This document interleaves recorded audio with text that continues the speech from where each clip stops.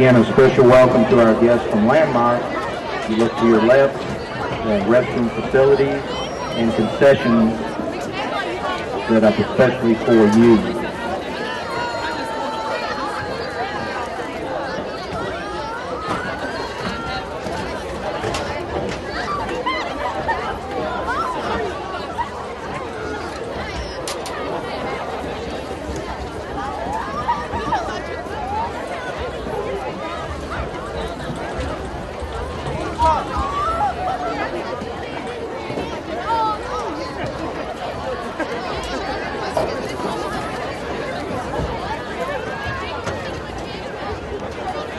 Again, a special thank you to our Elka Booster sponsors for tonight's game. They are John and Kim Durham, Nationwide Osmond Agency, Mike and Susan Dwyer, Billy and Alicia Dillinger, Davenport Printing, Patriot Fire Protection, Cool Ray Heating and Air, Nationwide Insurance, KMT Systems, B&W Roofing and Gutters, Power PPI, Renfro Farm, Marcus Grocery, Eagles Landing Chick-fil-A, T-Farm Henry Hospital, the Elka Fund, Keep Paving, SC Services, Allen Vigil Ford Lincoln, the Pro Eye Center, Active Pest Control, and Paces Contractors. Thank you, Elka Booster sponsors for this season.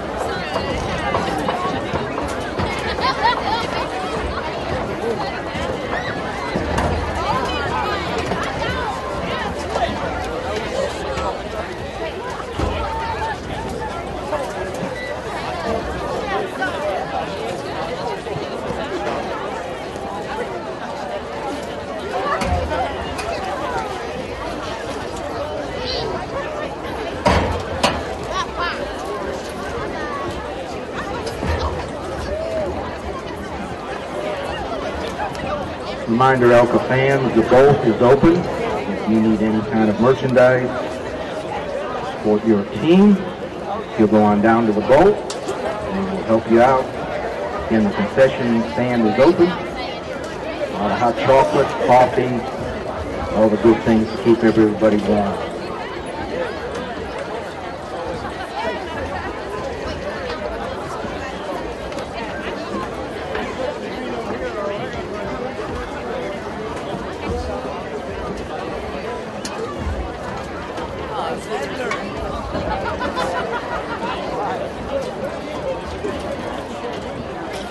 And from the area, SPN TV with the SBN.TV will be showing a tape delay broadcast of the game at 7 o'clock on Saturday evening, and then on demand for the next 2 weeks. That's SBN.TV, 7 o'clock tomorrow night.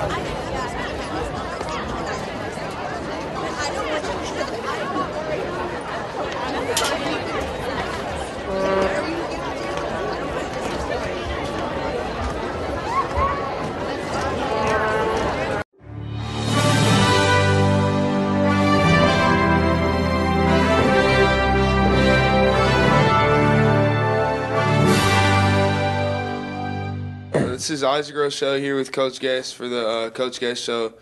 Just talk to us a little bit about Landmark and the rivalry between Elka and Landmark and the history. Yeah, it's a huge rivalry, I think. Last year when they beat us in the semifinals, I think it just escalated the rivalry a little bit. I know before I got here, we had not beat Landmark. My first year here, we lost Landmark again, and then that second year we beat Landmark, and then we had went on to beat them for 4 straight years. And then we had to have a repeat game in the playoffs last year in the semifinals, and they upset us. And I think everybody thought that we were going to go to the state championship game, and they came in and they squashed those dreams and the hopes, and they got to go. So I think that really escalated the rivalry, and it's not one of the, I don't really feel like there's a hatred towards Landmark or Landmark hates Elka. But, I think it's just a, hey, both teams make each other better, both schools make each other better. And, so you got a big game tonight, and, we'll see what happens. This week at practice, how do you think the team has responded to the coming back from a loss last year to knowing they have to play them this year? I think everybody knows it's a whole new year. Expectations are different. But, it's a whole new year, but it's kind of similar scenario. Both teams are really good. Both teams are, winning football games, and this happens to be the region championship game this year. It was last year, too, so when we played the game. So, I think the kids have responded well. You guys have practiced hard, and we haven't had to push you and begged you to practice. You guys are fired up. You're ready to play. I think you want revenge. You know, this is the beautiful thing about the game of football, is how you get upset and you get another chance the next year. And I know everybody's excited about that. And then last week with the shutout that we pitched against Pace, how'd the defense, in your opinion, how'd the defense play? The defense continues to play extremely well. You know, I think the defense in region games has given up 3 points. And, you know, and I think first half points with our starters with all the 11 guys that we have on the field right now, we've given up 0. So we want to continue that trend. And I think as you go into the Landmark game tonight, defense is critical. Defense will be the key to success. You know, got to play great defense, and we can't turn the football over if we want to win a region championship game. What's the update with Dalton, and who's going to be playing that position where Dalton's playing? Dalton is out. He has a high ankle sprain, and the prognosis on him was 4 to 6 weeks. Hopefully it's not going to be that long. But you know, which makes it more imperative that our defense plays the best game that it has played all year long. You know, that's being our front 8 has got to be dominant. We have got to stop the run with the front 8 and our corner and our safety. They have got the corners and safety. They've got to play deep, watching for any play action passes or deep balls that they might throw. We cannot give them the big play. And then it's critical that we don't have turnovers. You know, Dalton was such a key element in 3rd and long situations, and you know he had that run pass ability, so nobody could really load the box up on us like they had done last year, and so it's a big loss. You know, tonight Marquise and Keontae are going to play quarterback, and you know we're confident in them, and it's key that they play hard, and we just asking them to execute and not make mistakes. What are some of the keys for this game? Besides, obviously, with the Dalton being out, obviously that's something that we need to capitalize on. But what are some of the keys other than that? Well, you just look at the game. You know, we've practiced hard all week long. There's always the intangibles that as a coach you worry about, but you have no control over. Have no control over turnovers. We secure the football. We want to make sure that we don't fumble. We don't want to throw interceptions. You know, we want to cause turnovers by flying to the football. So turnovers are huge in a game like this. Bottom line is you want to get them and you don't want to give them. And if you give them and you're in the plus side of the turnover margin, I know when we lost to them in the semifinals last year, we had 4 turnovers. You know, you just can't have that. And, you know, I think another critical element is, and we've worked hard on it all year long, is special teams. You know, hey, a missed PAT, on either side, you know, a field goal, great kickoff coverage, kick return team, you know, and then our punt team is critical. Both teams go after the punt. Both teams want to try to get a block punt. So punt team's critical. It's those things that fans aren't thinking about that are probably going to be the difference maker in a game like this: turnovers and special teams.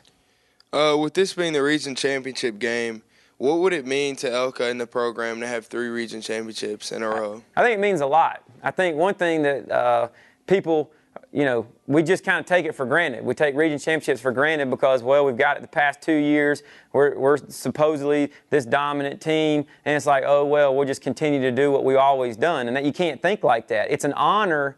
You earn the right to play in a region championship game. It's an honor to play in a region championship game. You work your tail off to play in a region championship game. It's the equivalent of playing in winning the SEC or, you know, winning the ACC. It's a conference championship, and that's always the first goal. Is we want to be in the hunt for a region championship, and then you want to win the region championship. So it's a critical thing. I know that it's taken this school a long time to win its first region championship in 2010, and then last year is a similar situation that we went into with Holy Innocents. I mean, we were supposed to beat them, and you know, it wasn't even supposed to be a game, but it was a war. It's a battle because it's just you're playing for a region championship. The other team's going to come to play, and then you add this is a rivalry game to it, so it's just going to be an exciting game, and it's going to be a battle. Thank you.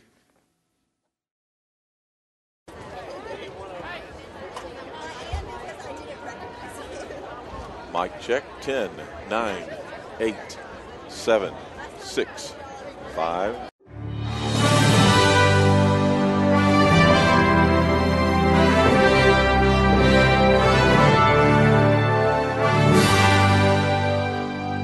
This is Isaac Rochelle here with Coach Guest for the Coach Guest Show. Just talk to us a little bit about Landmark and the rivalry between Elka and Landmark and the history.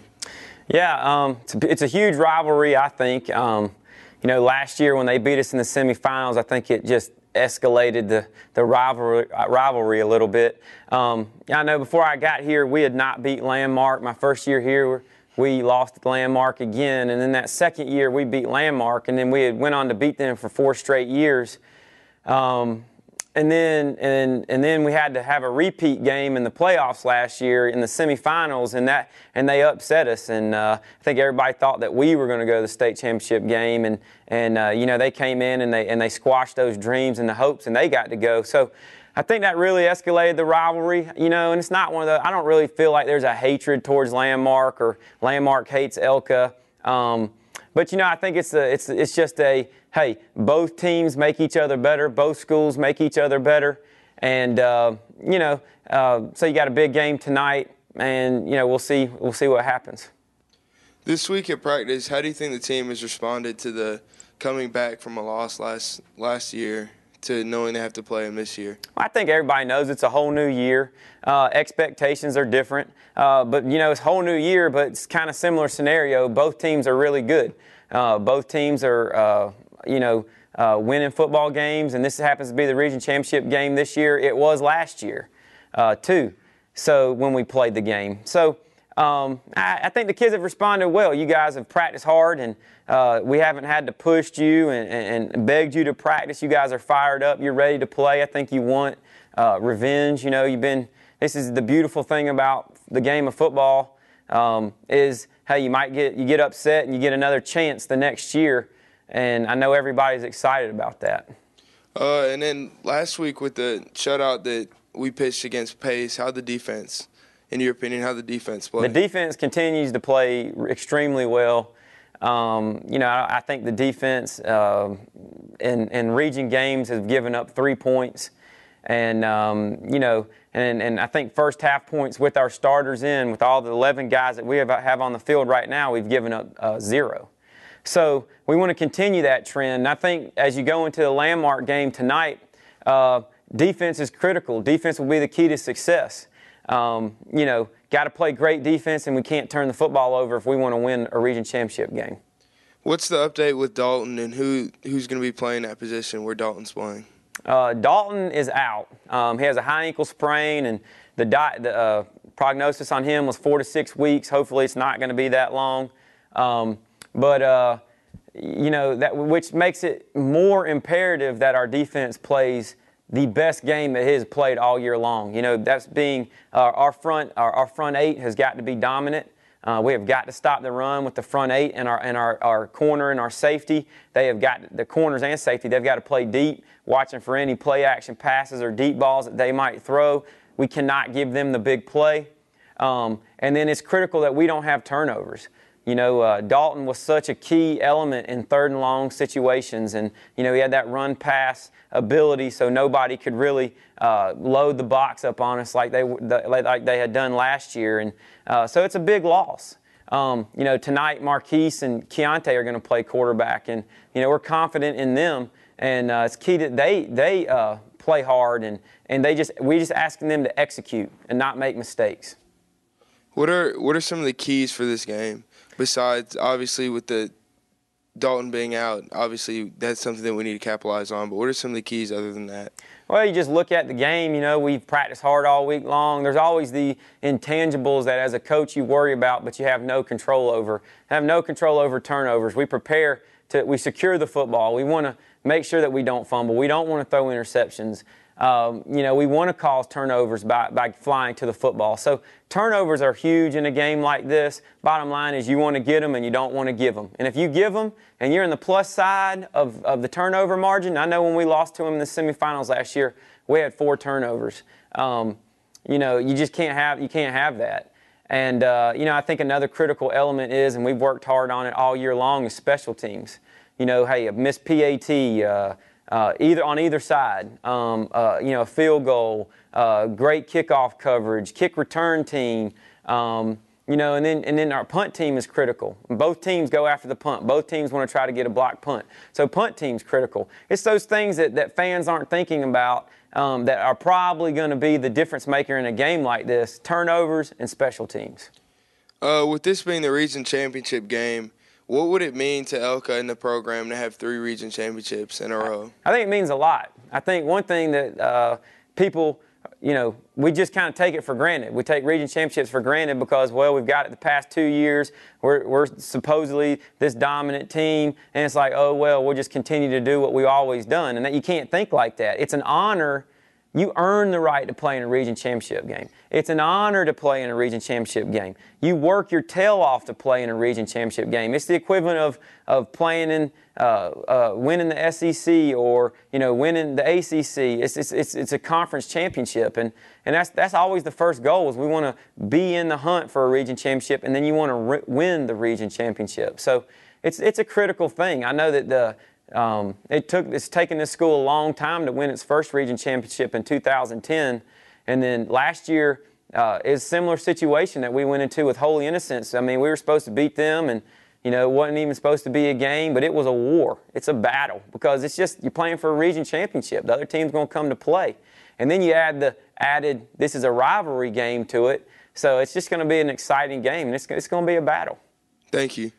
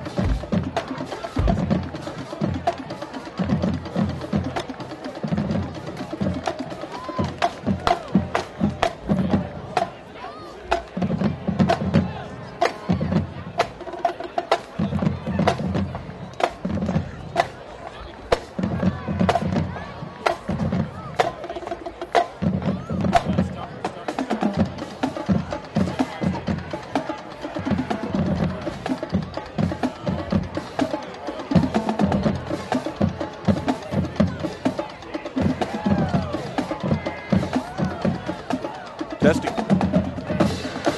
Testing 1, 2. Testing 1, 2. Are we on? Hello. Hello, ladies and gentlemen. We're just doing a little mic check here tonight as our captains are on the field for the coin toss. We'll get you updated here in just a minute. 4 captains for the Chargers. And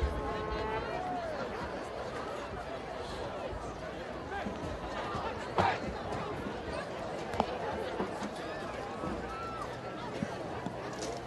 think so.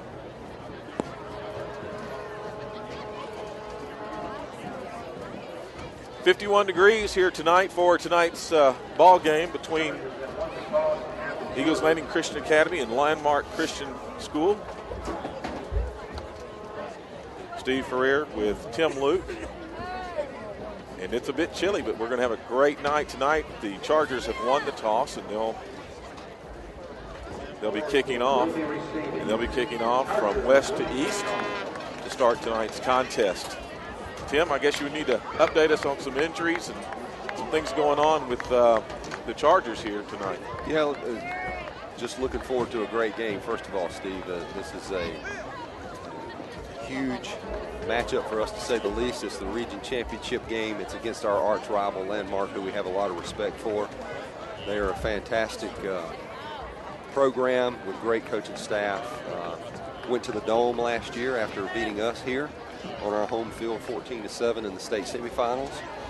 And here we are again, playing them for a region championship. I may be wrong, but I think this is at least the 4th time that we have played Landmark for the outright region championship. Maybe the 5th time, doing that off the top of my head. But you know, it's a great, intense rivalry. The series, after we beat them in the regular season last year, was tied all-time 4-4, and they beat us in the semifinals, so they are up 5-4 in the series. We are going into this game hamstrung by the fact that our starting quarterback got hurt on the first play of the game last week against Pace Academy. He sprained his ankle and has not been able to practice this week. He's suited up, Dalton Etheridge. He is suited up, but he won't play. And that is a huge loss for Elka. A lot of what we do is predicated on Dalton's abilities, his arm, his wonderful running ability. And so we're going to make a few adjustments to try to compensate. We got a few recommendations that we put in.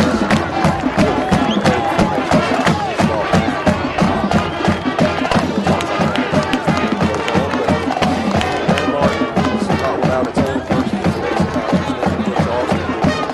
77 there in their senior line, big boy, very good lineman. I believe he's out for this game, and so they are without a terrific football player as well. This is football, you know. You're missing Dalton, they're missing their guy, an important lineman.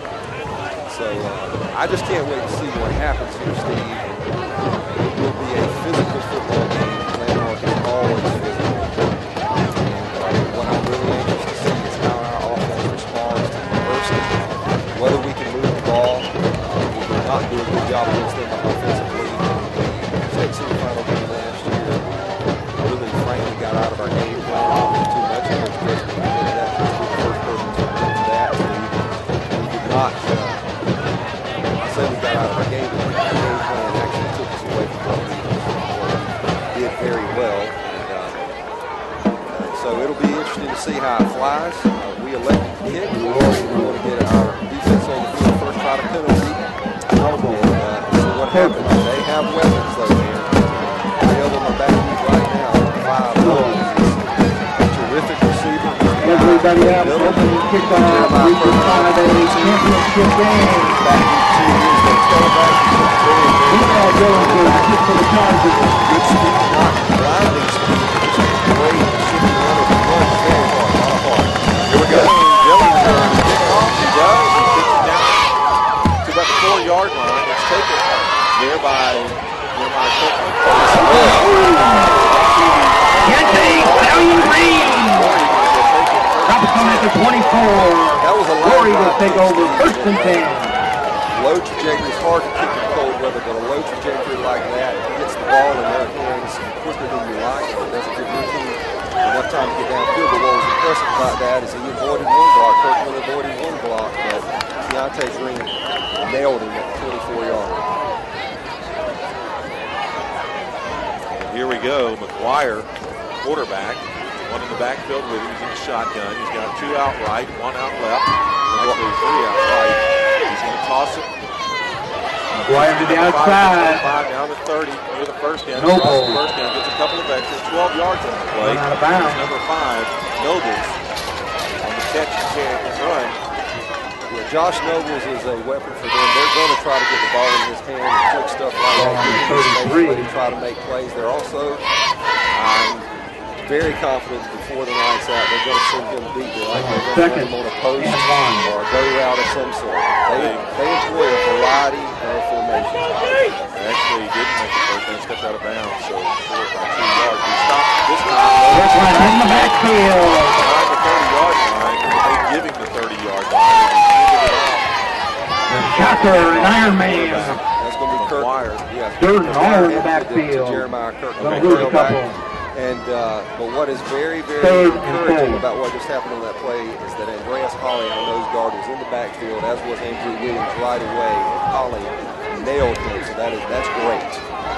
Time quarterback under center, hands it off, and we stop. Oh, he's in the backfield. Immediately, and Isaac, that's Kirkland again, Steve, running the ball, and Isaac Rochelle absolutely obliterated him 3 yards in the backfield, and that is encouraging to see as well. Now, those 2 downs, our defensive line absolutely dominated, and it's good to see Isaac show up like that, because when he wants to, there is nobody that can block him, and he wanted to on that play. He got him out of the ankles and just turned him and put him on the ground with a yard loss. So it's 4th down 6. They're punting now. Punting from about the 16-yard line. The punt is short inside our territory at the 45. Great field position. So we'll have it. The Chargers will have it. 1st and 10 from our own 45. Well, they're going to put it at the 46-yard line.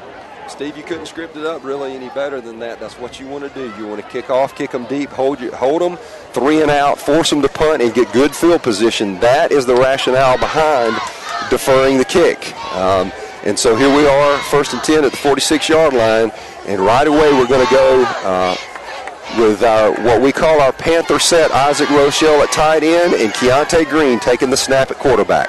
So the snap is good, and he's going to keep the ball. He runs. There he goes. There he goes. The 40, the 35, the 30. He's all alone at the 20 and the 10. So Charger touchdown. Attaboy, Key. Hey, great play call. Great job of execution by that offensive line. He fakes the jet to Brad Moore coming across, and he hits the hole hard on the power there. And I got to give all the credit in the world. I believe that was Bo Beasley. Open up that hole, our right tackle, and boy, that sucker was huge. That was beautiful. So Karandi's going to hold they're going to be the holder here as Barber is going to attempt the extra point. Ball's down, kick is up. It is no good. Going to be left, just barely missed it. But with 10:15 to play in the first quarter, the Chargers 6, the War Eagles no score. And Steve, I got to apologize for getting a little excited there, no. but to score on our first, that's huge to score on our first play like that. I will say this, I hate seeing that extra point sail wide like that. Isaac has got to be more consistent than that. I know nobody hates missing it more than he does, but hopefully that will not come back to haunt us, and I'm sure that he'll get some more chances tonight and he'll come through for us. He's a good guy and a good kicker. But that was a big play. Just we needed that. We were, the uncertainty now is gone. We can do this without Etheridge starting, and not to say we don't need Etheridge. Well, what was really intriguing about that play call is we lined up Panther left. We had Isaac Rochelle to the left in a tight end spot, and so it would seem that we're going to run behind that, right? It would seem that we're going to go to the power side, but Keontae actually went backside on that to the weak side, and Ryan Manili and Bo Beasley opened up a massive hole. He barely got touched, and of course then he just was Keontae, and he took over. And hey, what was that? 54-yard run. It was beautiful. 6-0 on one play. So here's Dillinger. He's going to kick again from the 40. This time the ball's a little higher. It's going to go to number 80. That's Dobbs. He's going to take it up to the 20, across the 20 now to about the 25-yard line where he stopped. Great job by Andreas Holly on that, as well as Javius Terry getting down there and making that tackle. Josh Shockley slowed him down. That's a big kid running the ball, number 80 there. And they actually like to put him in the backfield and direct snap it to him in a wildcat look. His name is Sam Dobbs. Big kid, runs the ball hard, and he's only a sophomore. So we got 2 more years of putting up with that cat. So here's McGuire. Got one in the backfield. That's going to be Kirkland. Terrific job by Josh Shockley once again, who, and I've said it all year long, is just playing at such a high level at linebacker. He was in the backfield then and tackled him for about a half-a-yard loss, so it'll be 2nd and 10.5 or so. So Kirkland gets nowhere on that one. And Steve, I don't want to say exactly what's wrong with him because I'm old school and don't like to give any potential future opponent an opportunity to know what's wrong with your kids. But Josh is playing in some pain. He's got an injury to one of his legs, and He's a heck of a football One player. to the I outside. think we got holding on that. Penalty marker on the field. The tossback was to Kirkland. He didn't even get back to the original line of scrimmage or the line of scrimmage he created on the last carry. Player down. Lost about a yard and a half, 2 yards on the play. A penalty marker though on the field at the 22-yard line. And you hate to see this. Deion Hill, their big fullback, is a junior. He's down on the ground and he's in obvious pain. I don't know what's wrong there, but our guys are out there and their coaching staff's out there as well. Steve, I will say this. This is what is so exciting to me about what I've seen so far with our defense is our defensive line is dominating right now, and that's against a big landmark offensive line, a landmark offensive line that by and large absolutely took it to us in the state semifinal game, hit us in the mouth, and we didn't like it very much. But I will tell you this, right now, the way that Isaac Rochelle and Andrew Williams and Andreas Holly are playing is very encouraging. And at lunchtime today, I went up in the hallway. The Isaac Rochelle and Andrew Williams go to the same lunch, and they were coming down to the lunchroom, and I stopped both of them one at a time, and I just looked at them and shook their hand and hugged them and said, "Dominate. You're the man. Dominate." And Isaac said, "Coach, I am so ready. I'm so ready." They're showing that right now. It's exciting to see him come to play like this. That was a holding call, Tim, and Josh Shockley came up and told the ref we declined, so it's going to be 3rd and almost 13 here. And the pitch is good. Great job, Josh Shockley. 4-yard line where Shockley up in, number 81, Walters for the War Eagles. Big tight end, tight kid. Down. Yep. Steve, the reason, obviously, we declined that because we would rather have the down than the distance there. It was 3rd and long anyway. And they're doing a lot of quick counts. They're snapping the ball. Stockton McGuire's calling for the ball very quickly, and he's doing a lot of quick stuff. He knows we've got athletes out there. But, boy, did Javius Terry ever contain well there and give Josh a chance to get to that play. So we're standing back at our 42-yard line, and the kick is away. It's a better kick this time. And we call for a fair catch. One of our players bumps Curl, but Curl hangs on. Well, what you saw at the what is it? The 47-yard line this time. What you saw there, Steve. 42. I'm sorry, 42-yard line. Yeah, it's going to be at the 43. What you saw there, Steve, was Bryson Durden blocking until the very end of that play, which is so encouraging to see. Last year, and I give them all the credit in the world, I was a special teams coach, they forced 2 fumbles. DJ fumbled twice because they got right up in his face until the very end. Well, Bryson kept him off of him. Griffin back, got a man in motion. The ball is snapped. He's going to keep it. He's running left. Still running left. Now he turns it up. Gets almost to the original line of scrimmage before he stopped. Very so physical. No gain on the play. Very physical hit that time. That was another set that we've put in this week. Essentially, well, I don't know if it's a new set as much as it's just new personnel. We've got Marquise Griffin back there at quarterback. That's what we were I wasn't going to say too much about it before we actually started playing, but Marquise. But since Dalton Etheridge can't play, we've got Marquise back there. Well, now we've got Keontae Green. Back to the set with him in it. And Lane Timpson at tailback, who's been running the ball very well. All right, we got a penalty marker on the field. Penalty flag down. Timeout. Okay, that's a timeout. Yeah. We've got Lane Timpson back at tailback, who rushed for like 106 yards last week at Pace Academy. So we've essentially got 2 tailbacks in the backfield right now and snapping the ball to Keontae. He'll either hand off to Jet, hand it off to Lane on the counter or power, or he'll take it himself on what is one of our Q plays. We call it 13-2Q or 13-1Q. The quarterback keeps it. And so you've got, you still have your triple threat there with 3 terrific runners on the field at the same time. Well, we've only had 2 plays now for our offense from scrimmage. 46 yards already and 1 TD.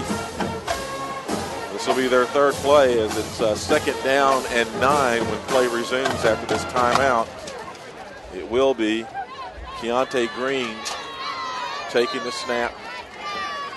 And you saw the physicality of Landmark on that play. I mean, these guys are here and undefeated in the region for a reason. They're a very good defense. All right, whistle's blowing, so here we go. Got a man in motion, left to right, Stops there. Keontae Green keeps it up the middle. There he goes. 50. He's gone. There he goes. 40, 35, 30. They can't catch him. He's at the 20, inside the 10. He's going to make it. He is touchdown, Chargers. He is so special, and he is geeked for this game.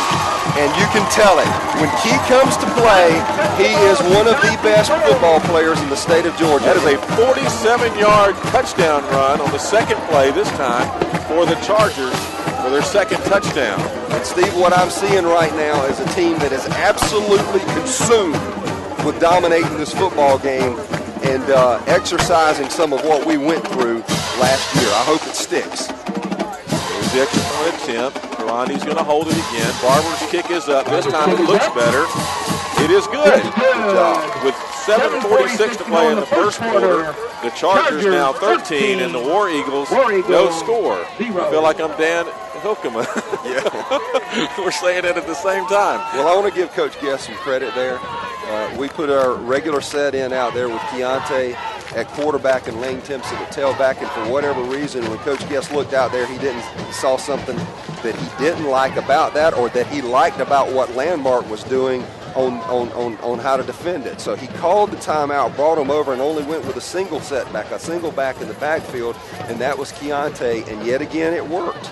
And I tell you, when he hits the hole like that, you give him a half a crease, he can break it because of his moves downfield are so good. Just little subtle cut steps with his feet. He's the best I've ever seen at high school. He just takes a little half jab step and he's by you somehow.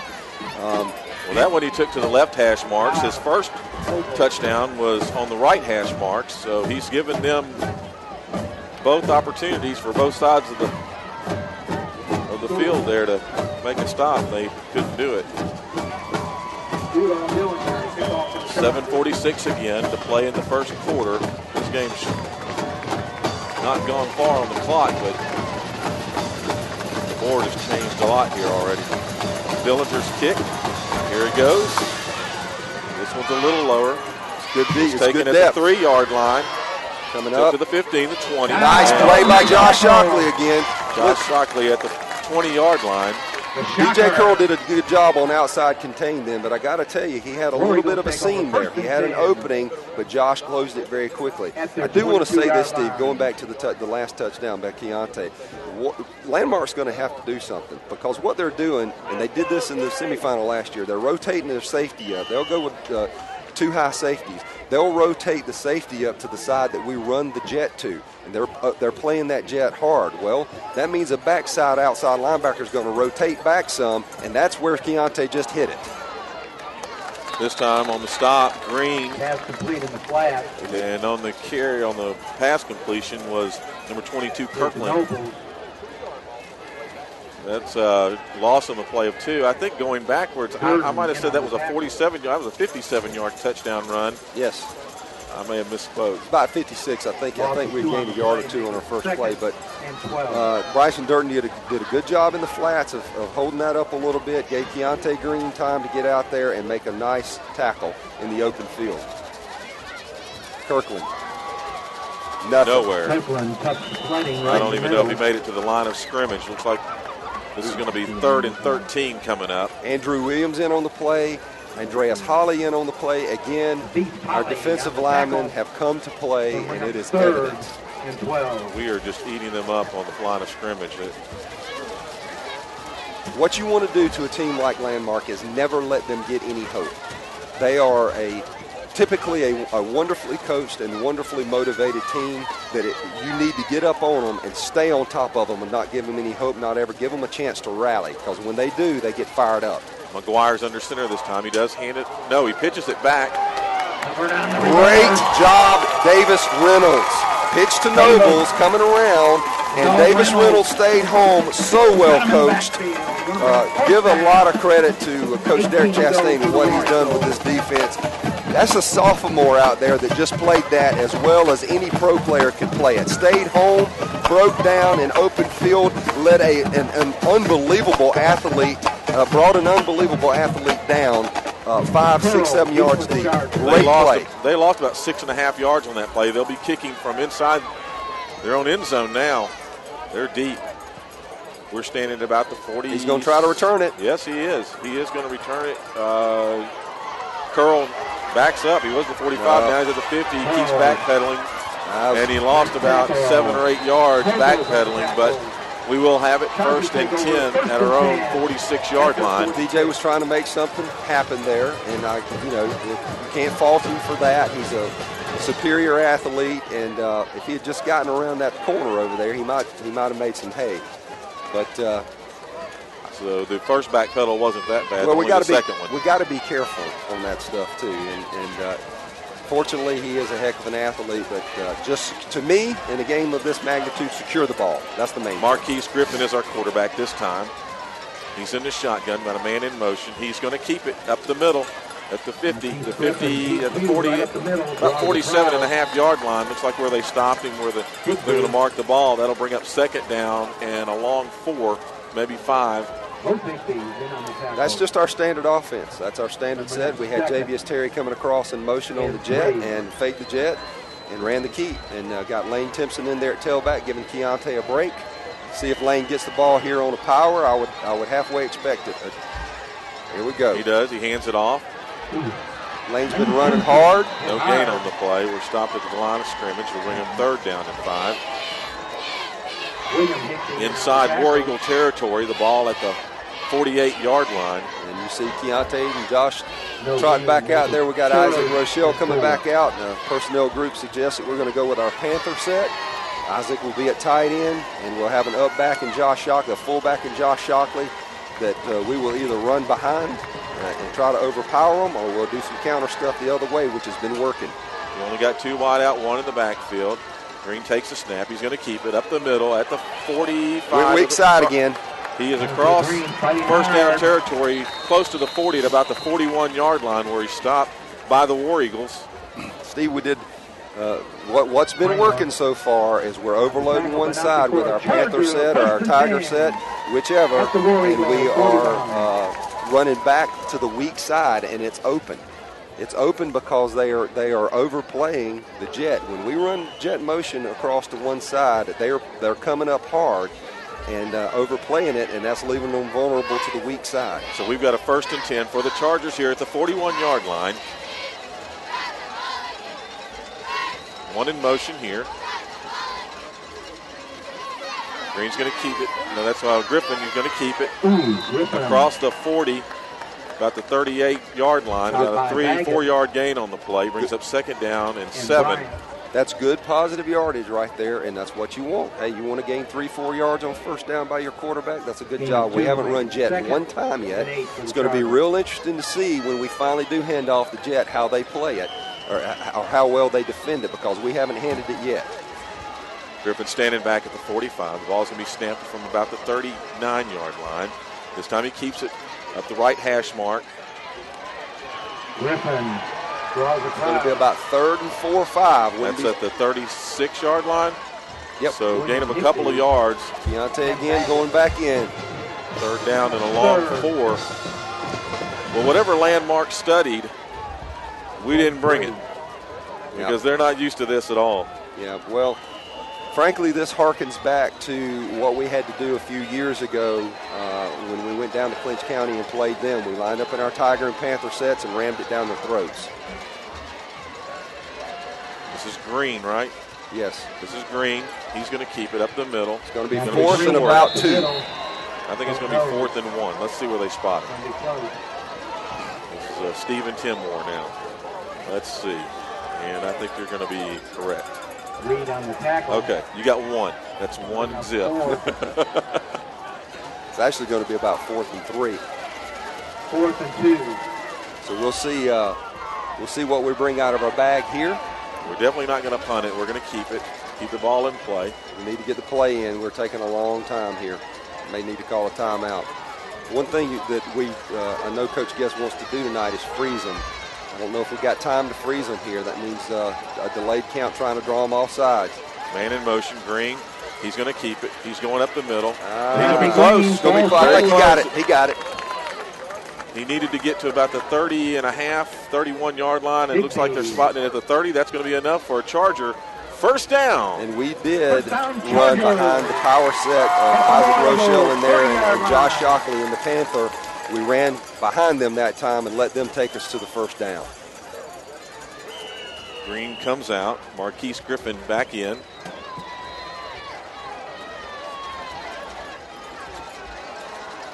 Lane Timpson standing right next to him. Now we have a man in motion. Got a pass. He's going to pass it this time. Oh, he airs it out. Good pass into the end zone. Oh, great play. Davis Karandi looked like he had position there for a second, but you got to give all the credit in the world to Ethan Sewell, senior cornerback there, who even though he is shorter than Davis, and even though it was a really nice pass, maybe just a hair bit underthrown, but still thrown at a trajectory that's perfect for a tall receiver to go up and get, and Sewell played it very well. He stuck his hand in there and just knocked the ball away at the last Here's second. your jet. Here we go. Oh, DJ. We got it back. Fumble on the play. We recovered it at the line of scrimmage. Give Matthew Moore a lot of credit there for falling on that ball, locating and falling on it, because he was our last hope on that one. Defense was all the way around that ball. We just had a botched handoff there on the jet between Marquise and DJ, and I have no idea whose fault it was. I don't know, but I was impressed with that pitch from Griffin. I didn't know he could throw like that. Yeah, we worked him some on throwing. I think if he had released it about a half second earlier, that would have been a touchdown. So Green's in. This is a 3rd and 10. Keontae back in Panther set, and that weak side looks open to me again. Man in motion. There's a snap. We went weak. We went weak, and he made nice 3 tackles there. Gets it across the 20 to about the 18-yard line. That's enough for a Charger first down. Steve, that right there encapsulates the career of Keontae Green better than any long run ever could. He, for all intents and purposes, was dead to rights in the backfield. He was nailed right at near the line of scrimmage, and he shook through about 3 tackles and powered his way to a first down. That was as beautiful a run as you'll ever see. Keontae Green is still the quarterback. We've got just under 30 seconds here, and this is probably going to be the last play of the first quarter. Man in motion. Keontae Green's going to keep it. He's rolling right. Now he takes it upfield inside the 15 at about the 14-yard line. They're going to spot it at the 15. That should be the final play of the first quarter. Well, Steve, we have come out here tonight and we have said this is who we are. This is what we're going to do. You're going to have to stop it. And Landmark is a terrific program with a proud, rich heritage. And they are starting to bow their backs a little bit and trying to resist this thing. And you got to give them credit, but our boys have to maintain the kind of intensity that they brought to bear in that first quarter. Very, very impressive start. But of course, I will tell you this: it helps to have Keontae Green on your team. Absolutely. Special kid and special running back. They're making adjustments. You can tell they've tightened it up just a little bit, so they're making us work harder for it. Well, they're going to have to do something on that weak side. They are exposed over there right now, and that's what we're gashing. They are.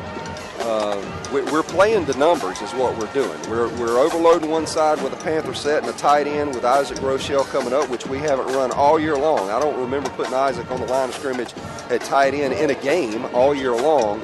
And they're having to adjust to that, but that's leaving the weak side. All we're doing is running to the lack of numbers, to the side that has the fewer numbers. And that's why it's called weak side. And we're gashing it. Our offensive line over there of Matthew Moore and Tyler Petty, the seniors, the senior Tyler Petty at guard and Matthew Moore at tackle are just doing a terrific job of just giving us enough of a crease, a crack there, and an opening for Keontae to blast through there. And it all starts with the offensive line. And all of those cats, including Jake Martin at center, they are the heart and soul of that offense. I hear you, we talk about Keontae, we talk about all these talented kids, but the chemistry that our offensive line has been special all year, and it is why we are who we are. So here we have it at their 15 rather. Handoff up the middle. Wow, Lane Timpson. Lane Timpson just had a 3-ride right. You know what was cool about that? What was cool? Give Jonathan Guess a lot of credit.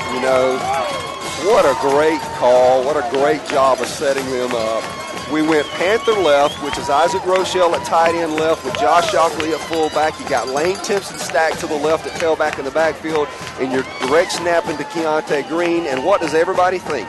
Everybody thinks we're going to go behind all of that power on the left side, Rochelle, Shockley, and Timpson, and try to ram it in the end zone. But what do? Keontae hands it off. Coach Gillespie calls for a handoff, and it essentially looks like a draw play straight up the middle. I'm telling you, I don't know that anybody touched Lane Timpson. No, he didn't get touched. It was beautiful. I was speechless because I didn't expect that. 15-yard run for Lane. That's a good play. I'm sure he's excited to see that. Our extra point attempt from Barber was good. So with 11:54, just a few seconds into the second quarter, the Chargers 20, the War Eagles no score. I'll tell you what that looked like to me, Steve, and I'm going to ask Coach Guess if his blocking scheme on that was derived from the midline option, because that's exactly what it looked like. It looked like midline option blocking that opened up the hole right over center. So I automatically know that whatever Jake Martin's assignment was on that particular play, he succeeded. And because that sucker was wide open. Good job, Jake. The War Eagles didn't even have a linebacker in sight. I mean, he just went straight up the middle. And the two guards, too. Got to give Manili and Tyler Petty a lot of credit, because those two cats opened it up, too. And I love the way Lane's running. And I want to say this, too, about Lane. You know, he hasn't gotten the credit that he deserves over the years.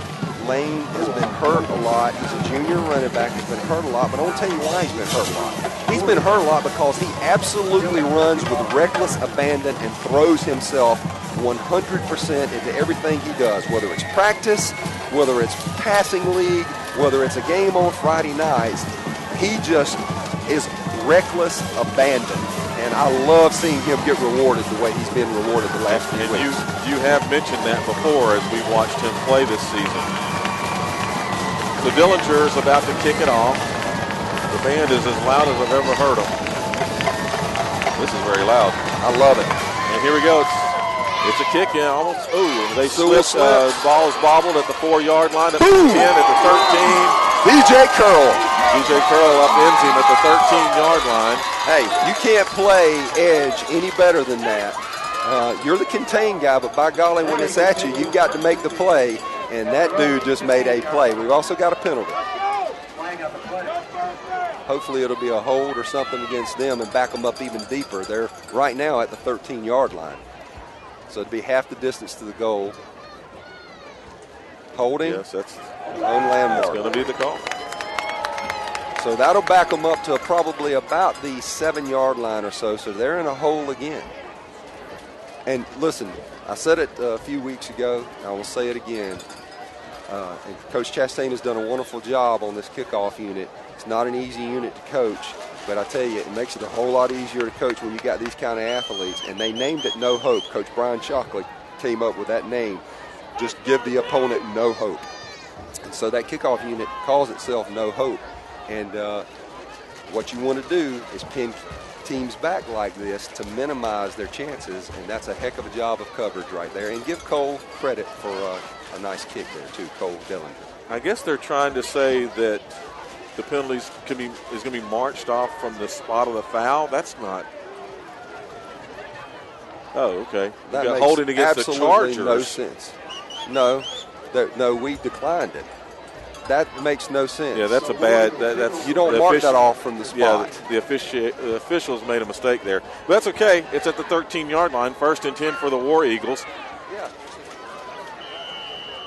And they're supposed to just tag it on to the end of the run. This is he's quarterback keeper up the middle. This he is their stop at about 2-yard gain. I mentioned this earlier, Steve. This is their Wildcat set with Sam Dobbs, the big sophomore. He's a receiver type that they put back there because he runs so hard. You can tell he's a heck of an athlete. And he does run hard. I watched him on film running this set against Pace Academy, and boy, he was a bear to bring down. He's one of their bigger kids on the squad. They placed the ball at the 14-yard line, so only a yard gain brings up 2nd down and 9.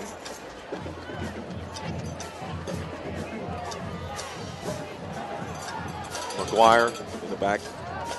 He's going to air it out this time. Throws it out of bounds. Well, I tell you what, This kid's a freshman, by the way, who's starting a quarterback for them. And he's immensely talented. He is going to be something else as a junior and senior. And he'll be a lot better even next year. But he's good now. And we've been facing him. We faced him in junior high even. But I got to give that kid a lot of credit right there. He was trying to go to Jeremiah Kirkland basically on a little stick route, maybe not even as far as the sticks, just a hitch, about a 5-yard hitch. And he saw that he was bracketed. He had a guy right there with him and a guy on top of him, over the top of him, and he threw that away. That was a veteran move, man. This time, McGuire's under center. He's going to hand it off. We stop him, and Keontae Green on a blitz. Behind the line of scrimmage, that's going to be a loss on the play. Bring up 4th down. Well, Keontae tonight is showing why Purdue University is getting a very, very special football player. And the best thing that I can say about Keontae as it pertains to this sport is that he is a football player. When a coach calls you a football player, that's the highest compliment that a football coach can give to a player. Because that means that he is completely a football player, and he knows how to play every aspect of the game, and Keontae does. This time they're punting from their own end zone again. Low snap. Kick is away. A much better kick this time. We're waving it out of bounds. We're going to let it roll. 50-yard line. 46. And what I meant by that comment, Steve, just to clarify, there are athletes who play football, and then they're just football players. And Keontae is a football player. Now, he happens to be a tremendous athlete, which makes him even more special, but he's a football player. Landmark is loaded with those kind of guys. They're just football players, and that's why they've been so tough over the years. Griffin is going to be in this time with Lane Timpson in the backfield with him. Trips left, and what we call our Liz set. Still probably going to run the ball. He is. He's running left at the left it's open. Mark, and he gets through at the 40. He just barely got tripped up, and the ball's going to be placed at about the 34-yard line. It'll be 1st down for the Chargers. We've replaced our jet tonight with getting wide on a quarterback sweep like this, which is a much safer play with a tremendous athlete who himself has been running the jet all year long. So now we're trips right. We've gone with our rip set, and Lane's getting it. Griffin gets it to Lane. Timpson up inside the 30 to the 28-yard line. 6-yard gain on the play, maybe 5. I can't say enough about what our offensive line is doing. These guys have come to play tonight, and that Landmark defensive line is going backwards. I believe that's about 6-yard gain. Brings up 2nd and 4.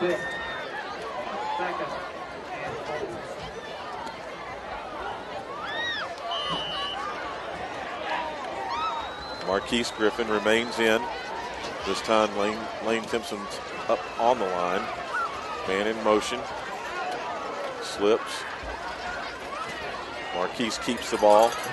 He stopped just across the line of scrimmage. Maybe a yard on the play. We'll bring up 3rd down. And Keontae going back in. I'm convinced they may run straight behind the power set again. Isaac Rochelle's going in.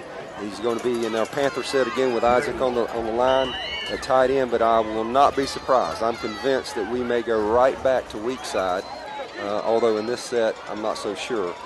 It's 3rd and 3. We just need to get 3. He takes it up the middle. He does get the 1st down to about the 21-yard line, maybe the 21.5. We did go strong side that time. We ran behind Big Isaac and Josh Shockley, and Keontae churned those legs again and got those yards. 1st down for the Chargers. He is running with a purpose tonight. But then again, so is Lane Timpson. So is Marquise Griffin. All our guys are really so well prepared and ready to play this game. Well, they're running it upfield just as soon as they get the ball. They're turning on the... I like the pace, too. I like what Coach Guess is doing. So 1st and 10 at the 22. Man in motion. Keontae keeps it. He's running. That's just Keontae. That's just straight Keontae. 15-yard line, maybe the 16. That's just, you know what, that was almost the high school version, the way it looked, the way it unfolded. And looked like the high school version of the NFL zone play where the whole offensive line starts moving to the right and blocking, taking the defense with it, and he finds a hole and cuts back, and it's always open on the cutback. But that was simply, we were going to run either truck right, which is a quarterback truck to the right, so power sweep to the right, or just a straight off-tackle power then, and Keontae just through his sheer athleticism made the cut. So 2nd down and 4 here. One man in motion, one in the backfield, one on the left. He's going to keep it. Oh, it's open. He throws Isaac it out. Rochelle. In the end zone. Touchdown. There wasn't a War Eagle in sight. He was all alone. That is awesome. Hey, when we rep this in practice on Wednesday, there was a similar play to this, except he was further out in the flat, and Marquise actually threw it to him. I was wondering if Coach Guest would have the guts to pull the trigger on that tonight and get the ball to Isaac, but I got to tell you something. Perfect time to call that play. Oh, yeah, they thought Green was going to keep running, and Rochelle was in the end zone all alone. And he set him up so beautifully, Coach Guest did with it. Barber's kick is up, and it is good with 7:39 to play in the second quarter. Chargers 27, the War Eagles no score. He set it up so beautifully with the previous play call, and I got to tell you something, we ran DJ Curl on the jet motion on both of those plays, and on the first one, the one that looked like the NFL zone blocking play where Keontae cuts back, on the first one, they were so focused in on Keontae in the backfield that at first their corner did not flare out and stay with DJ. There was a little bit of miscommunication, a little bit of confusion between their corner and their outside linebacker as to who was going to pick up DJ and go with him. And finally it dawned on the corner at the last second that, hey, I've got to get him. And so he flexed out with him. But then on that play, when DJ came across, they picked him up from the start. They just forgot one thing. Their safety didn't even think to cover Isaac Rochelle. Now, let me tell you this. Not only was he wide open, could do jumping jacks, it looked like the Marlon Brown touchdown that Georgia had last week on the great play fake against Ole Miss. He was wide open. Not only is Isaac wide open for a touchdown on that, but this is what this does. What is so beautiful about that is we came into this game worried about how they were going to play the jet, how they were going to play our running game, were they going to pack in these safeties, were they going to bring, we knew there'd be 8 in the box, are they going to bring 9 in the box, are they going to go over aggressive and overplay us? What this does when you do stuff like that is it keeps in those safeties' minds, and they're going to back off and have to play the pass now and respect that. So that opens the running game up even more. Dillinger kicks it down to the 4-yard line. They got it 15, now the 20, at the 23, 24, where they're finally taken out of bounds. They'll have it, War Eagles first down at the 25-yard line. And I got to give DJ Curl a lot of credit there. He played contain on kickoff as well as you can play it, as beautiful as his previous kickoff tackle was on the previous kickoff where he one-on-one the guy. That was just as pretty in my eyes as an old Gopher special team coach. He played Sewell very well, who was trying to block him, shucked him, got off the block with a rip, and made the tackle. Great job. Handoff up the middle. We've stuffed him right there at the line of scrimmage. Once again, all the usual suspects. That was Kirkland on the carry. You've got Isaac Rochelle in there playing out of his mind. You got Keontae Green making the tackle. Josh Shockley's in there. But I tell you what else was pretty on that play. We got a true freshman linebacker in there, Chase Burdett, who made that play. And that kid has come a long ways this year. He's learned the game under some great coaching. And here he is in the region championship as a true freshman playing at linebacker. What a great job. That's number 33 on your screen that Coach Luke was just talking about. This time they're going to air it out. It's incomplete. I was just going to say, Steve, that I'm smelling a pass. Even though it was in that double wing formation, they sent a guy in motion. I'm smelling a pass there. They're trying to figure something out. What will work? Better off they didn't catch that one. That was well covered. Well, Isaac did a heck of a job then. Isaac Rochelle, he got his hands up and he came awfully close. I think, actually, that might have been Andrew. Came awfully close to batting that ball down, but we did have it played well. And, here's what I'm seeing right away. I don't think Landmark has seen these type of athletes this year. And, it's a little bit of a shell shock to play against the defense with this kind of speed. They're going to air it out again. Great play call here. Complete, but once we again, immediately hit them across the 25 at about the 26-yard line. I give their head coach a lot of credit. He called a really – that's a well-designed play. That was a heck of a time to call it. Screen pass to a big man on 3rd and long. But once again, Keontae Green is just a freak, and he made a great tackle against a big guy. So it's 4th and 8, 2-yard gain on that play. And the War Eagles only have 7 men on the field. I'm not sure why they're confused as to, it's 4th and 8 and you're at your 27-yard line. I'm not quite sure why it took them so long to decide to punt here. I don't know, maybe it's just a miscommunication on the sideline. And the punt is away. You just want to stay focused here. You want to stay focused and not do anything stupid. Curl is going to pick it up at the 33, runs it up across the 40 to the 41-yard line. They're going to spot it at the 42, 1st and 10 for the Chargers. And I give DJ a lot of credit. Very athletic play there. And I wasn't just referring to DJ on that punt return when I say let's not do anything stupid. What I'm saying is let's just keep our nose to the grindstone. Keep doing what we're doing. Don't get all cocky because you're up 27-0. We came here with a purpose. Let's fulfill that mission. Check this one off and move on to the playoffs. Marquise Griffin in at quarterback. Lane Timpson in the backfield with him.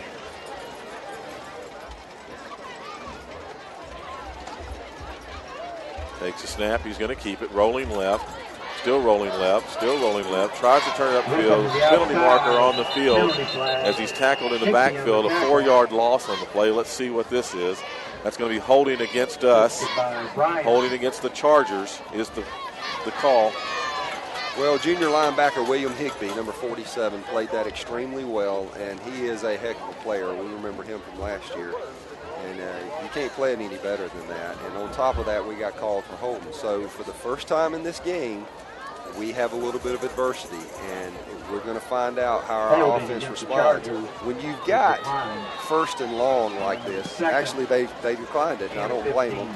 It's going to be 2nd and 15, and you're without your quarterback who is able to just rip off yards left and right with a cannon of an arm in Dalton Etheridge.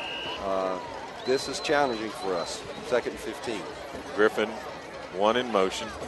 High snap. Griffin keeps it. Weak side to the right. Superior athlete. This one more. He can be gone. He's at the 40, now the 35, the 30.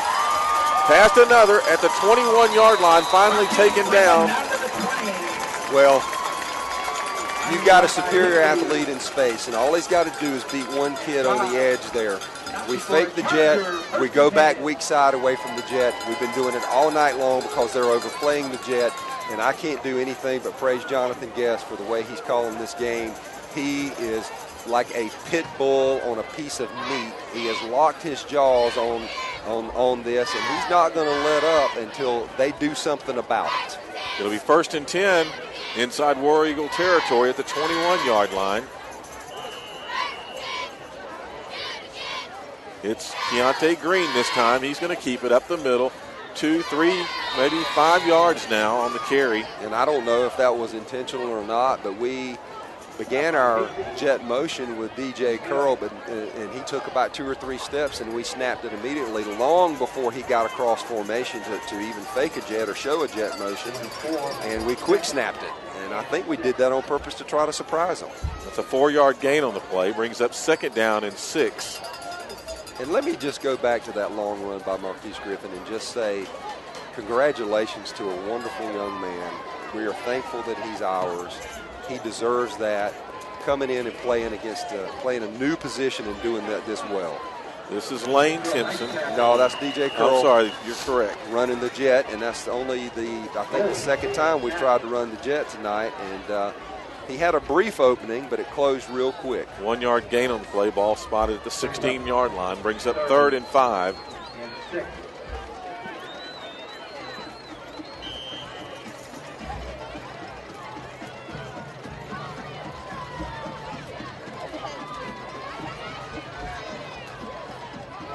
Keontae Green at quarterback.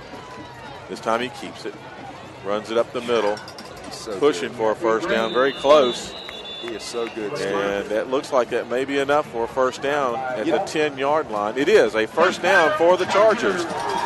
that's going to be first and goal inside the 10, so they've laid the yardsticks down over there. The 9.5 yard lines where they've got that ball spotted, so we've got 9.5 yards to go. Going to be interesting to see what happens here. We got Tukes in at left wide receiver. We just brought a speed personnel group in of Ethan McKibben and Matthew East in the slots.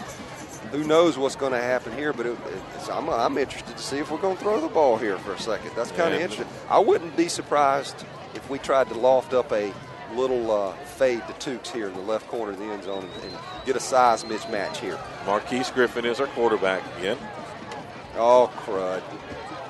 We just got away with a penalty. Big time. We moved. He kept the ball. There's the marker on the field. And they're calling something else, though. I think that was a makeup call is what that was. They knew they blew it. We had 2 men in motion. Ethan McKibben started going in jet motion after Matthew East had already headed in motion. And they didn't throw it, but then by the time the play got started, they called it. They did call it. They just threw the flag in there late. Yep. So that'll push us back. Hey, I want to go back to what I was saying. Give Marquise Griffin a lot of credit. Here he is, comes to comes to film session on Monday morning and finds out, hey, you're the quarterback. And he had to learn the plays from a whole different perspective this week and be able to come out here Friday night against a program of the ilk of the caliber of Landmark in the region championship game and to turn into the kind of performance he's turned in tonight speaks not only to his athletic ability and his intellectual ability, but it speaks to his heart. You're talking about a warrior, man, and I love that kid. So they declined the penalty. So it's 2nd and 9, or 2nd and goal from the 9. This time Marquise gets tackled at the line of scrimmage, gains maybe a yard. Interesting that they declined that penalty. They said we would rather have the down than the distance. I don't understand that. That would have been a 10-yard penalty, though. Well, no, it's a 5-yard illegal motion, 5-yard penalty. But what I do understand it from this perspective. What their coaching staff is saying is, hey, we hadn't exactly stopped them yet. I don't want to give them 3 cracks at the end zone from here. We'll just take our chances with 2nd, 3rd, and 4th down. So it is 3rd down, ball just across the 9, maybe the 8.5 yard line. 3rd and goal. Handoff up the lane, running hard down to the 5. About the 5.5 yard line. So this will bring up 4th down. Barber's going to be in to attempt a field goal here. And I'm proud that Isaac's getting this opportunity. He has worked hard all year long, and this is a very, very makeable field goal. He just needs to focus in here and split the uprights and just do what he does.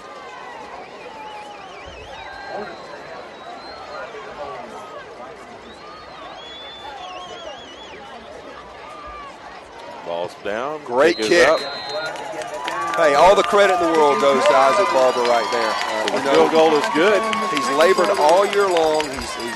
He's wanted some opportunities that maybe didn't come his way, and wanted some opportunities to kick on 4th down deep in territories, and we chose to go for it or whatever on some times. But he's you know what he's done? He's put his head down and went to work and grinded it out. And here he is in the region championship game. He just punched through an important field goal, and it was a beautiful kick, end over end, perfect. Well, that ball was snapped low to Karandi. It was a great ball handling by Karandi to get it back up and placing it for Barber. So with 1:25 to play in the 2nd quarter, the Chargers 30, the War Eagles no score. And Steve, if you had told me coming into this game that with 1:25 left in the first half that Elko would have been up 30-0, I'd have said, well, what time do you want to fly to Vegas so I can put down a bet? Because I wouldn't have believed that for nothing. But at the same time, Tunica's a little closer. Yeah, well, I'm joking. I know you are. I don't bet, but I will say this. I'm just saying that out of respect for Landmark. I understand. But I do want to say this. I'm not surprised from the standpoint of who these kids are, Elko. They have worked hard, and they have labored in the pain of what happened last year. And it wasn't just your normal loss, even in a semifinal. It was a loss under traumatic conditions. We lost the best running back in the state when his leg was snapped in 2 in front of our eyes about 20 feet from our bench. And it traumatized our team. And I'm not making any excuses. Landmark hit us in the mouth and they beat us. But you talk about a tough, hard loss. That was hard. we've had to live with that. Nobles this time gets it from the 20 to the 27-yard line, where he is stopped by Keontae Green. Stopped in his tracks at the 28-yard line. For a split second there, it looked like Josh Nobles, who was one of the best athletes in the region, was going to pop through on that. And then all of a sudden, there our safety was, which on kickoff, that's one of Keontae's jobs, is play the safety so that nothing breaks. And there he was. And that wasn't just a casual run-of-the-mill safety takedown tackle. No, that was a hello, how are you? Here I am. But what you know what he did? He popped right up, offered the hand to Josh Nobles. Josh took it. They patted each other on the helmets. Great sportsmanship. McGuire under center for the War Eagles. He got one in the backfield. He hands it off. And Andrew Williams. Williams wraps him up behind the line of scrimmage. That's going to be another loss. They're not blocking our ends. They're just not doing it.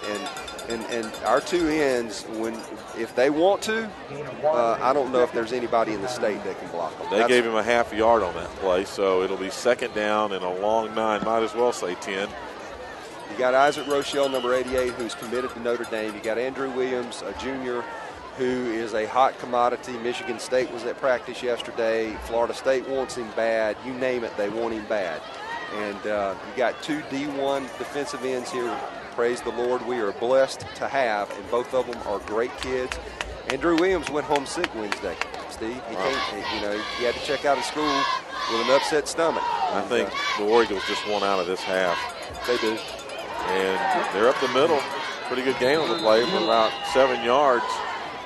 18 seconds to play. Clock still running. Third down and 3. That was Jeremiah Kirkland's most positive rush of the night, and that speaks volumes to how well we have played.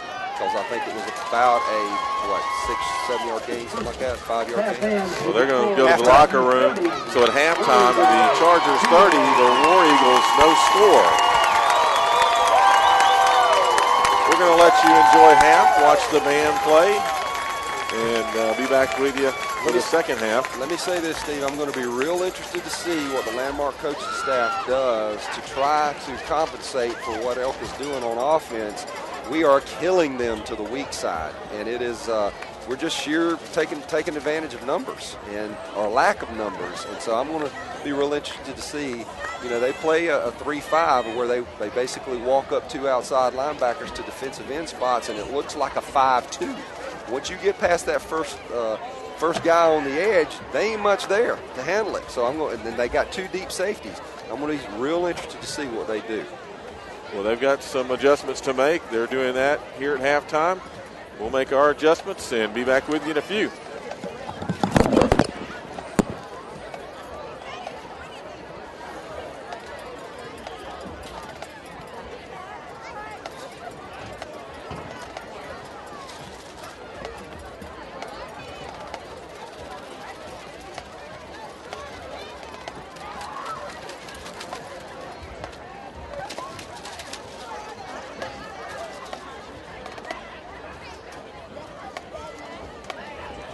Ladies and gentlemen, I'm very proud to introduce to you the 2012-2013 Eagles Landing Christian Academy Mighty Charger Marching Band! Ladies and gentlemen, this is your captain speaking. I want to thank all of you who fly these Mighty Charger Airlines. At this time, I need all of you to please return to your seats. You can remain seated until I turn off the fasten seatbelt light. Flight attendants, prepare cabin to take off. In Matthew 28, our Lord gives us the great commission to go ye therefore into all nations. Tonight, the ELCA Mighty Charger Marching Band is going to impact the world by taking you on a whirlwind tour around the globe. Our first scheduled stop is in Rio de Janeiro. Then we'll continue on to Hong Kong. Our next stop will be in the Mediterranean on the French Riviera. And our final destination is in New York City, right here in the good old U.S. of A. Drum major Brian Tirado, is your band ready to take the field?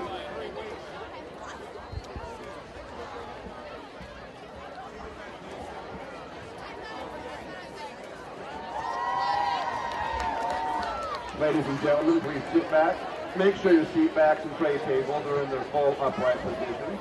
Fasten your seatbelts.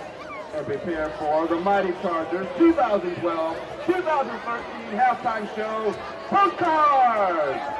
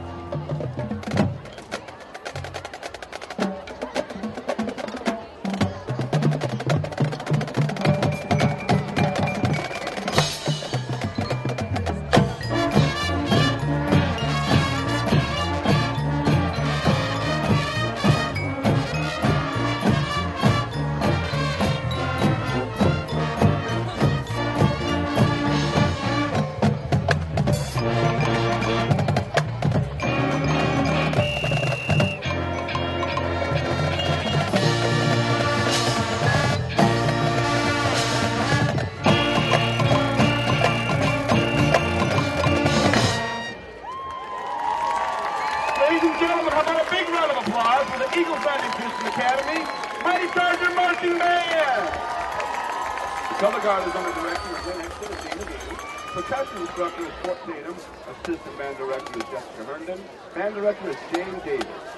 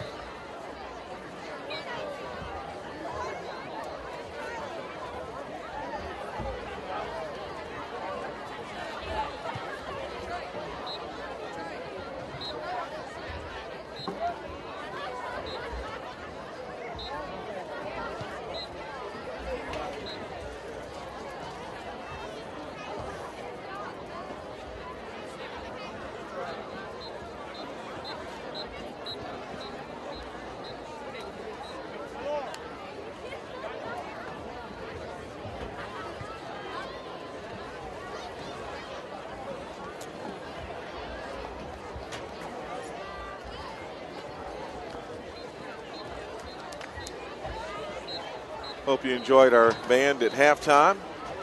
Doing their full show now. Trombone solo. Teams are back on the field getting warmed up. And we're about to begin the second half of play.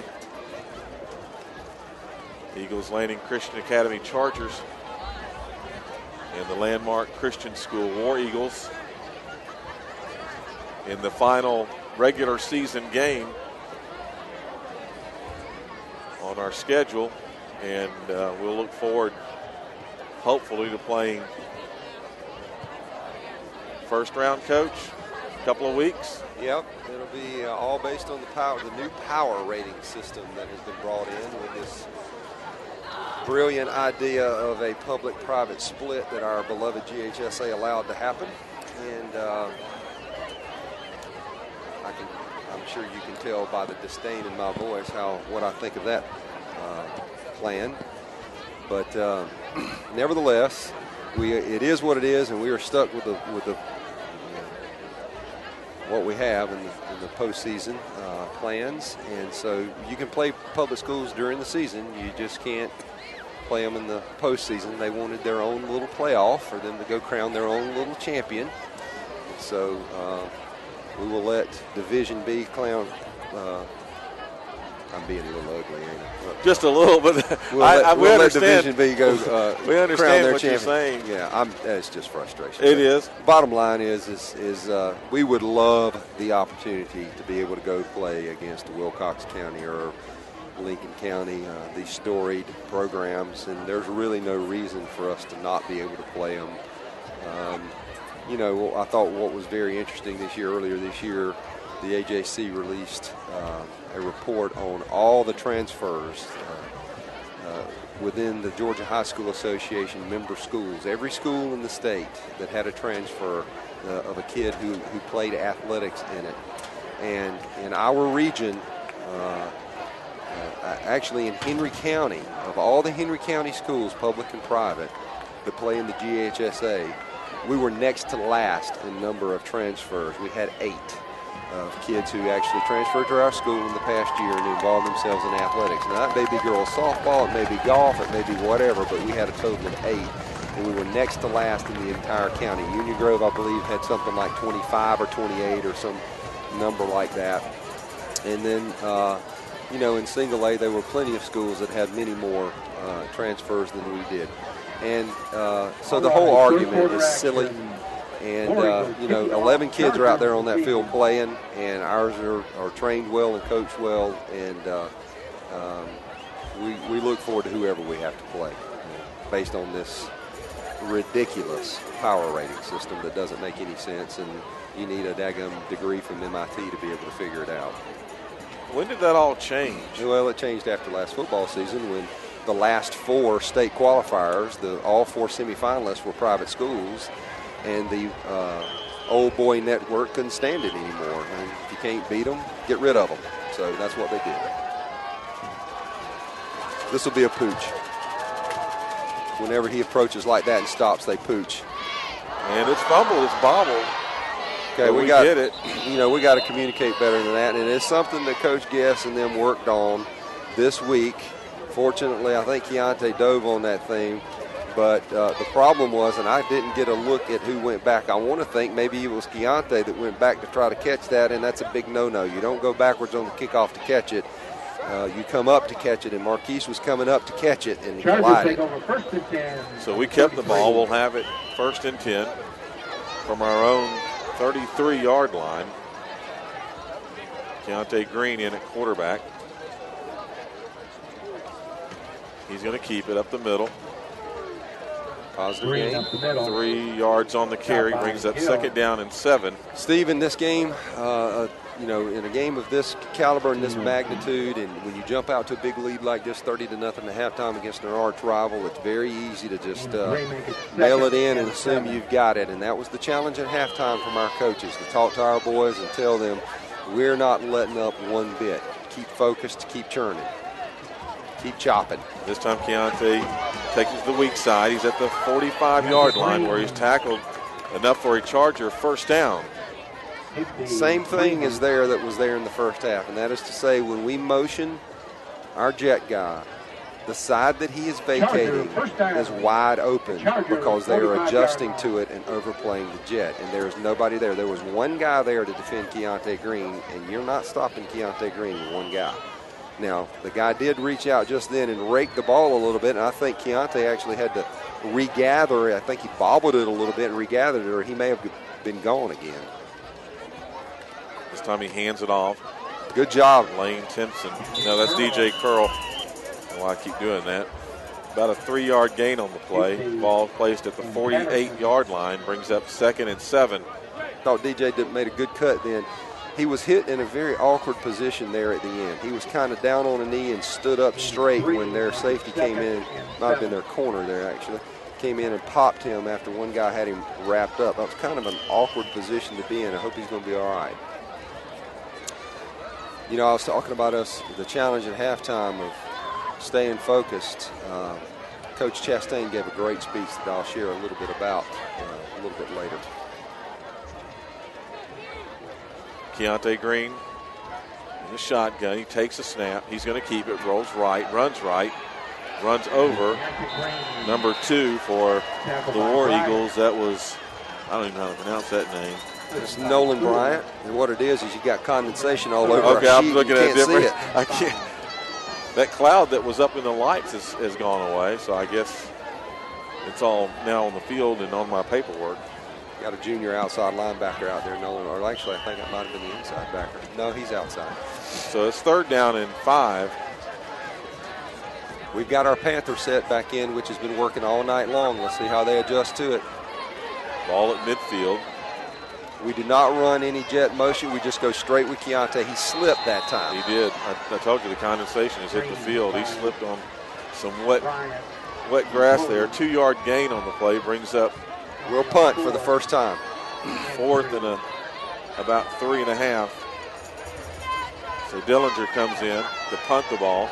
What you want here is a good, safe punt, preferably away from Nobles, and try to get down there and pin them deep. If we're going to punt it straight to him, then you want height so that he will have a fair catch, because you want your gunners down there in a hurry so he won't have anywhere to go. Back to receive is Josh Nobles. He's standing at his own 16-yard line. They act like they want to rush the punt, and they do. And Dillinger kicks it down to the 12-yard line. Great job, Davis Reynolds. Takes it up to about the 23. Tackled out of bounds there. Davis Reynolds and Josh Shockley on a terrific job. We had layers there. The approach that we have on our coverage is it's just wave after wave of kid coming after you. And both of those guys did a great job of containing. They're at the 23-yard line. So, hey, give them credit. They came out, and they did stop us on our first possession of the second half. So that was kudos to them.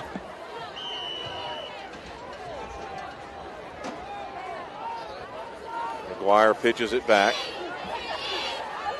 About a 6-yard gain on the play up inside the 30, maybe at the 30. Toss sweep. And once again, Kirkland got about 7 yards, which his last run of the first half was a good positive run. This was a good positive run, just a simple toss sweep. Both of our linebackers were in on that play, Chase Burdett and Josh Shockley. Josh continues to lead our defense. He has been just a stalwart player, just an absolute stud in the middle of our defense all year. It's a handoff. This time we catch him in the backfield. Keontae Green causes about a 2-yard loss on the play. We'll bring up 3rd down and 6. Well, what more can you say about this kid? He's an absolute laser-focused kid tonight. He is such a quick tackler. He closes from point A to point B faster than anybody that we've ever had in this program, and he's such a sure tackler. When he gets his mitts on you, you're coming down. And boy, he came to play tonight. He wants this bad.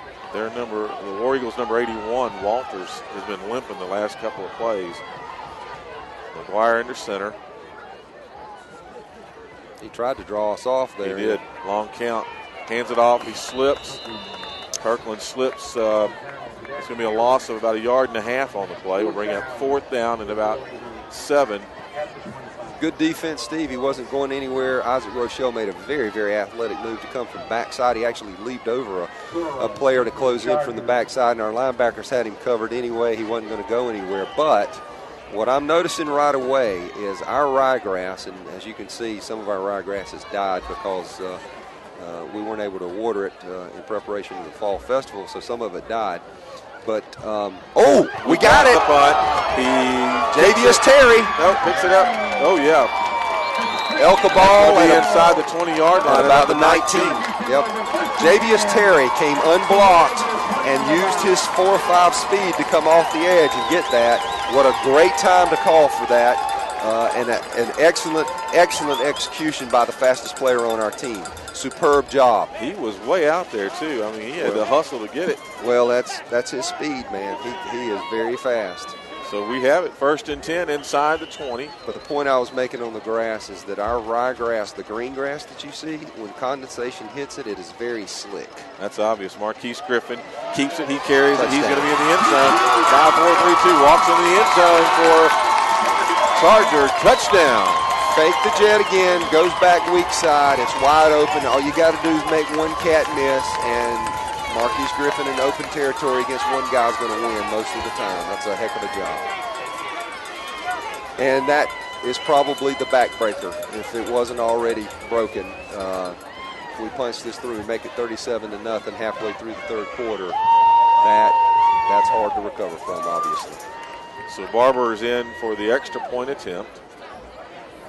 Snap is good, and they got a piece of that. They got a piece of that. He's got to get that ball up a little bit quicker and get some height on that kick. So I give those kids credit for flying in too. They're down 36-0, and they're flying in trying to block an extra point. That's 6:12 left in the 3rd quarter. As Coach Luke just said, 36 Chargers, no score War Eagles.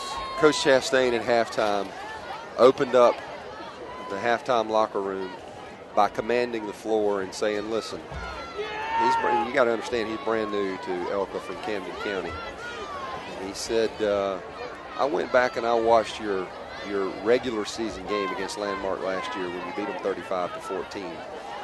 And it was only 28-14 until John Tatum ripped the ball loose late in the game and returned it for a touchdown to make it 35-14. So it was actually a closer game than the final score indicated. But he said, I went back and watched that film, and what I saw was a team that, he just said it without saying it. You basically grew complacent. He said in the second half, you let them come out and drive it down your throats. And what you did without knowing it is you gave them hope. You gave them hope that they can, if they get another shot at you, they can do something with it. And sure enough, state semifinals, they had hope. So we preached to them about not letting them have any hope the rest of the night. And of course, when you look across the way and you see a sign that says 14-7, got them, you don't need a whole lot of reminder other than something like that to tell you how seriously we need to bear down and stay focused. So this time Nobles takes the kickoff, runs it across the 35 to about the 37-yard line before he's taken out of bounds. The War Eagles will have it 1st and 10. Looks like they're going to spot the ball at the 38-yard line.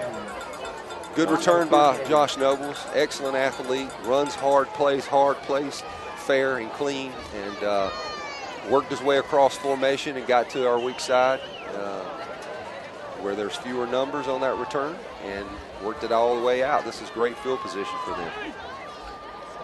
Yeah, I noticed they've already torn 2 of their signs down across the field, but they've left that one up. Nobles caught in the backfield. Bryson Durden. And I want to tell you something. That kid, he was injured to begin the year, bad hamstring tear in the summer that took weeks and weeks and weeks and just so much rehabilitation to come back from.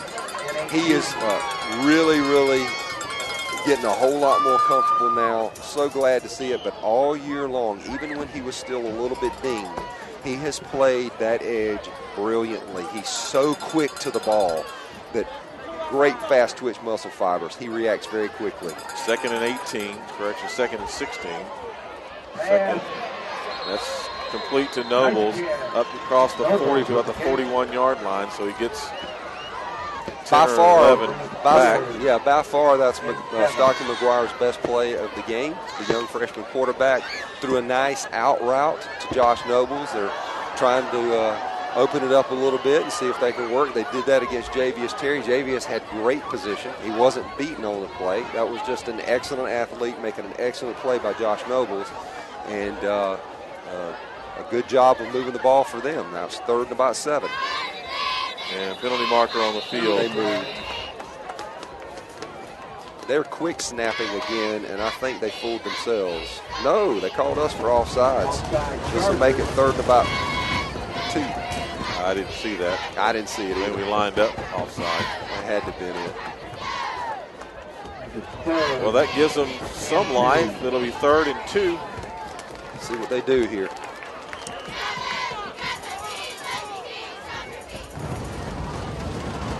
See if they get their first down of the night, Steve. McGuire under center. Hands it off. Yes, they do. And more. Oh, he's still on his feet. He's a hard runner. He's still on his feet at the 36-yard line. Finally brought down. He finally showed his talent. Yeah, he's a hard runner, and like I said in the first half, you don't give them anything to get excited about. They get their first down of the night, and their sideline over there is jumping up and down, which I know the kids are looking for something to be positive about and be encouraged about, and I don't blame them, but I'm telling you, this is the type of program that when they get a spark, they can get rolling. This time he airs it out. Complete to Nobles at the 31-yard line. Quick out again from Stockton McGuire to Nobles. Well executed, hard to defend, almost impossible to defend. And they executed it well, but right there was Javius Terry with terrific closing speed to mitigate it to a 5-yard gain. 2nd down and a long 5 here. Gain of 4, make it 2nd and 6. 2 backs behind McGuire. Hands it to this. It's Kirkland. Maybe a yard carry. Buck Williams. Great job of defense there from Isaac Rochelle, Andrew Williams, and Chase Purdett. All 3 of them in on that play. Be 3rd and about a long 4, nearly 5. See if they can do it again.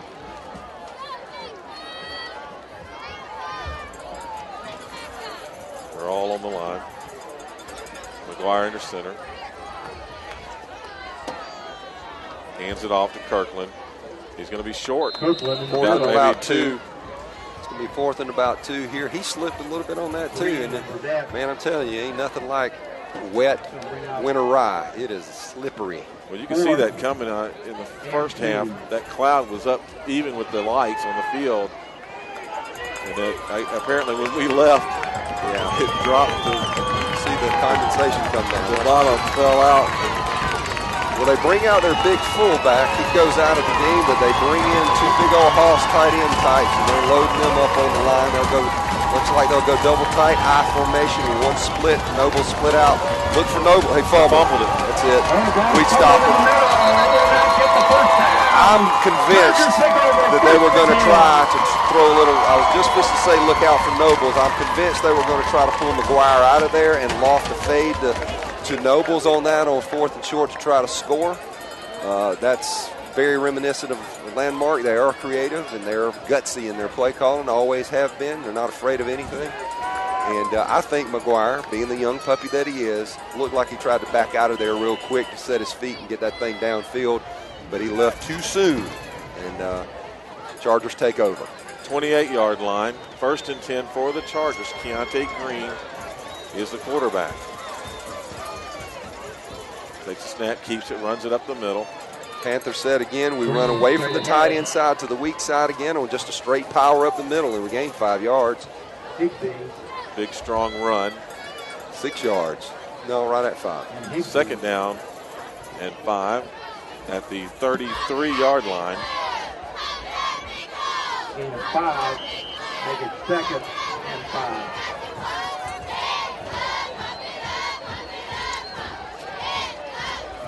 hey, we go almost 5. We got 4 wide with a fullback. Keontae Green keeps it running left. This time gets about 4 to 5 on it. Maybe a first down. Let's see where they spot it. Just straight power football. You want to know what's beautiful about that? Is Ryan Manili, the starting right guard, is literally 15 yards downfield blocking his man, drive blocking. They're going to measure, but that looks like it's enough for a first down. Oh, he did say first down. He did. I love to see Ryan Manili blocking like that. That's an awesome job of hustling and getting down there.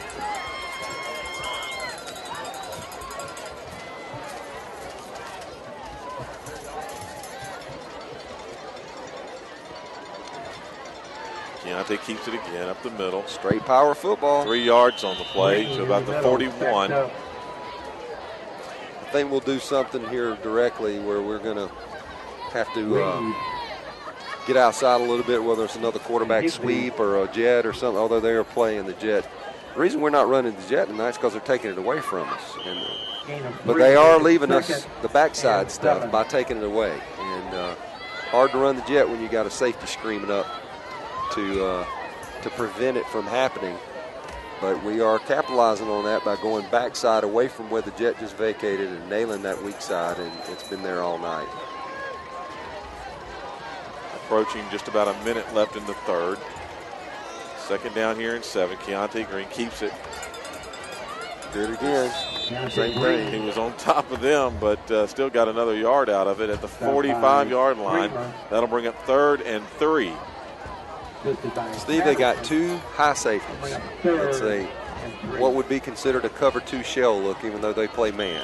They play man under, and then they got those 2 deep safeties back there. But what they're doing is when we run jet motion to a side, the side that we run into, that safety flies up, and the other safety rotates over to the middle of the field, and it's leaving that weak side wide open. Lane Timpson, handoff there.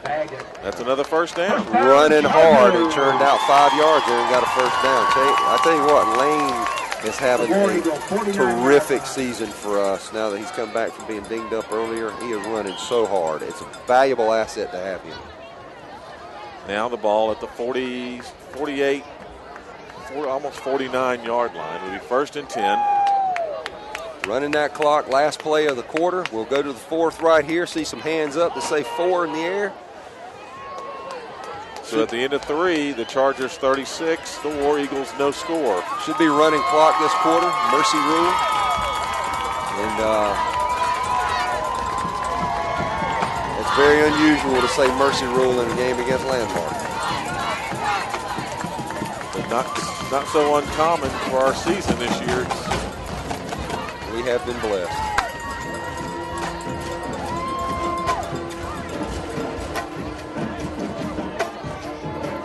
I'm going to be interested to see if we just keep churning this thing out like this, or if we try to maybe surprise them again with another little pass.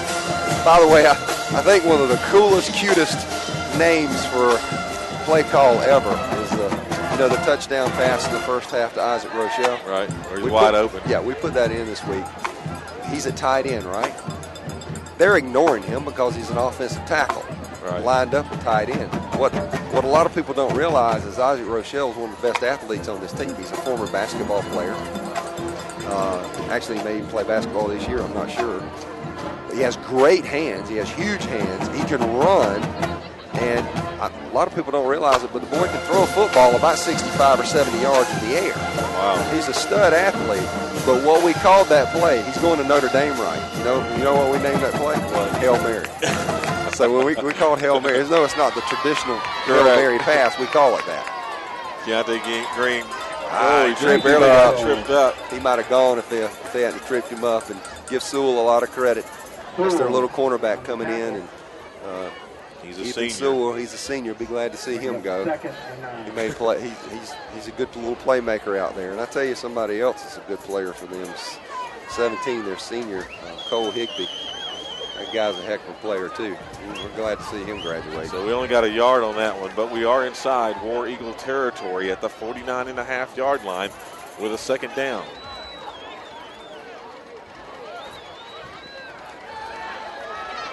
He did throw it again. Marquise And Griffin. it's open. Look at that. Oh, great play, Higbee again. I mean, Sewell again.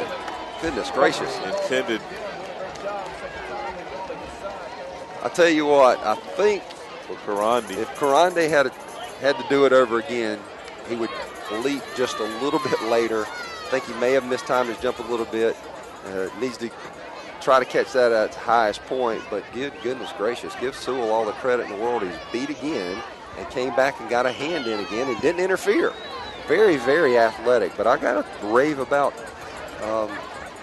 Marquise Griffin's throw on that again too. Goodness, he aired that ball out. Yeah, it's accurate. It's an accurate throw. I still think a half a second earlier, and Well, Karandi had him beat. he did have him beat. He had him by about 2 steps. But here's the thing, Steve. This is what's beautiful about that play call, and I love what Coach Guest did there. You got to make them respect the pass, and even if you don't complete it, it is effective. Okay, it keeps it on the corners and the safeties' minds that at any moment we could go deep, and so love the play call, even though it didn't work. We're 3rd and about 9 here at midfield.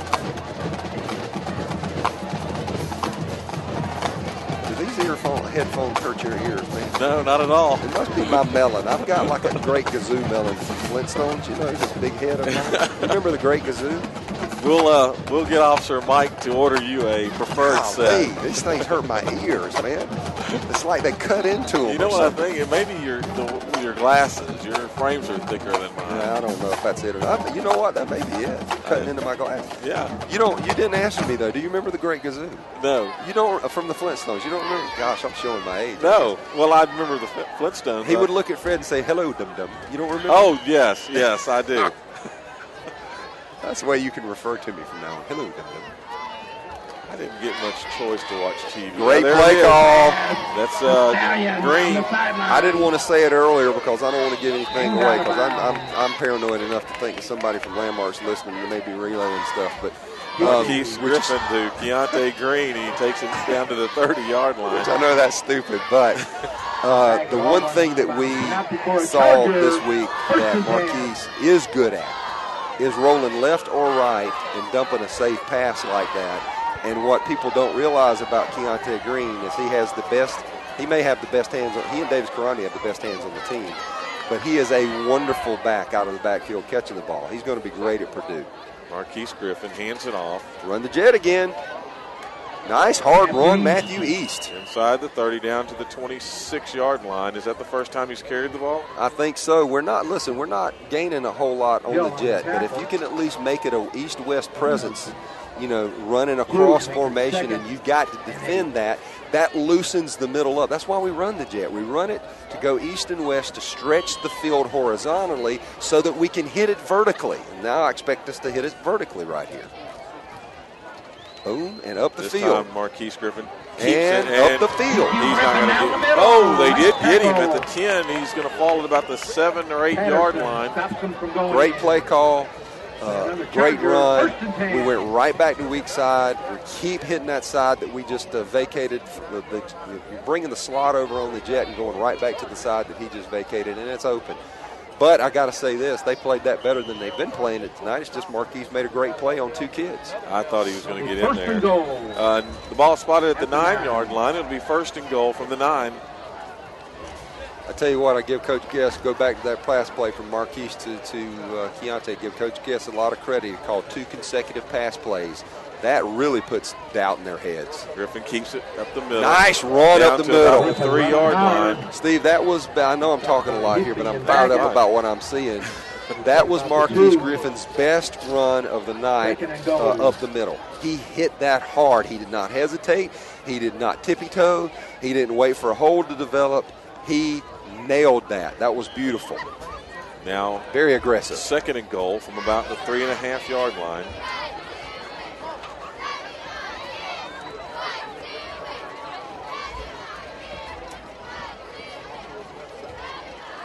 Marquise keeps it again. Nice run. He gets handled at the line. He's running hard. Maybe a yard on the play. Stopped there by number 47, Higbee. This is 4-down territory. I'm pretty sure we'll go for this no matter what, rather than just trying to kick field goal, put points on the board. So we're third and we're at about the 3.5.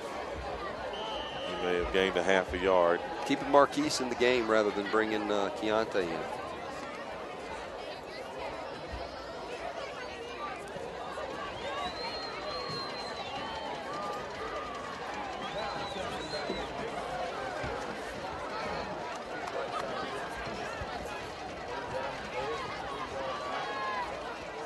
Griffin keeps wow. it. Nobody there.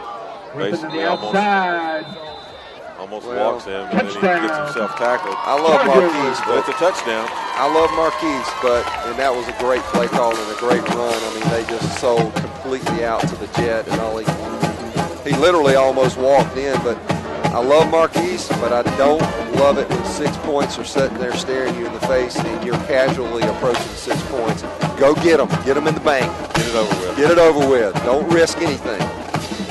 And he's hearing that right now from Coach Queen. Yeah, because he basically... Go get the dadgum points and put them on the board. He risked 6. He risked anything. He didn't even have to get tackled like that. And this time, the extra point attempt by Barber is good. So with 7:12 to play in the fourth quarter, the Chargers 43, the War Eagles no score. Shout out to Coach Queen there. If there's ever any shenanigans, he's our athletics director, and if there's ever any, he also is the best wide receivers coach around. If there's ever any shenanigans on the field for one of our kids, if we do something inappropriate, say something inappropriate, act in any way that's inappropriate, showboat, anything like that, you can be sure that you're going to be met before you ever reach the sideline. He's going to be on the field meeting you, and he's going to be in a loving and gentle but firm way. He's going to tell you that ain't the Elka way. Don't do that. And sometimes it's a whole lot more firm than these kids want it to be. 43-0 with 7:12 left in the region championship game. So proud of the way this coaching staff and these kids came out this week and prepared for this game.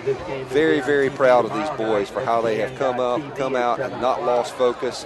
They were ready to play this game. They've been ready to play this game since late last November. Or whenever that night was. Heck, that may have been, I think that was early December, actually. They've been ready to play this game. And so very proud of what they've done here tonight, asserting themselves and proving that we are worthy to be considered among the state's elite programs in single A. Here comes Dillinger's kick, and it's off. Down to about... Oh, wow. Great kick. Look at there. He's down. Okay. He has his knee down. Yeah. You tell him, get down there and get your shirt on. Yeah. Well, that's funny. Thought the referee was just going to let him run it for a second. I cannot believe he didn't take that kick off. Well, you know what? I don't blame the kid for what he did because the angle of the ball suggested it would kick out of bounds, but it didn't. It was a perfect wedge shot from the bunker, man, and it laid up beautifully. It died, and he kind of had to scramble, and when he scrambled, he went to his knees, and they're down at the 5-yard line. Yeah, it hit at about the 9-yard line, bounced another 4, and he finally got it, but his knee was on the ground. So here they go. Kirkland again, and he's nailed again. Maybe a yard on the carry. Kirkland in the middle. Bring up 2nd down and 9. He ran hard, but I tell you, he's facing a very tenacious defense. Is very talented, and what I love about what's going on is he ain't the only one that's getting hit. You got other kids going backwards out there. We're still playing hard football. They are too. They're landmark. We wouldn't expect anything different. A lot of pride. Two very good football programs that have a lot of respect for each other and that play hard against each other no matter what. And oh, wow. This time he's hit the backfield. Lost 3 on the play. Look at Isaac Rochelle. That is why he's going to Notre Dame. That was D1. Good night. He came. They gave him a good spot. That's actually just a yard loss on the play. Well, that's a ridiculously good spot. Yeah, he was hit way in the background. I believe it should be at about the 2, maybe 2.5 at best. Boy, he flashed across formation in a hurry. That was beautiful. You know, it's one of these nights where 3rd and 11. Not a whole lot is going right for Landmark. And this time they do air it out, and it's complete. Nobles makes the catch, and he's right there near midfield at about the 42-yard line before he steps out of bounds. Hey, Out at the 42-yard line. just as soon as I say not a lot goes right for Landmark, the fire and the tenacity that is Landmark football shows itself again. And what a great throw from Stockton McGuire. Scares you to death to know that we're going to have to contend with this kid for 3 more years. That ball could not have been thrown any better. But Josh Nobles went and got it, too. What great speed.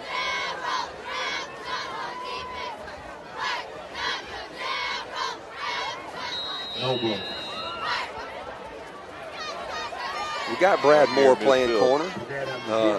Typically our corners are, obviously Javius Terry, who is getting a lot of looks now from D1 programs and actually was offered by Southern Miss the other day. Very proud of that. But Brad Moore is playing at corner on the other side because Marquise Griffin, who is typically our starting corner, has played quarterback tonight. So Brad's done a good job tonight. That's not going anywhere.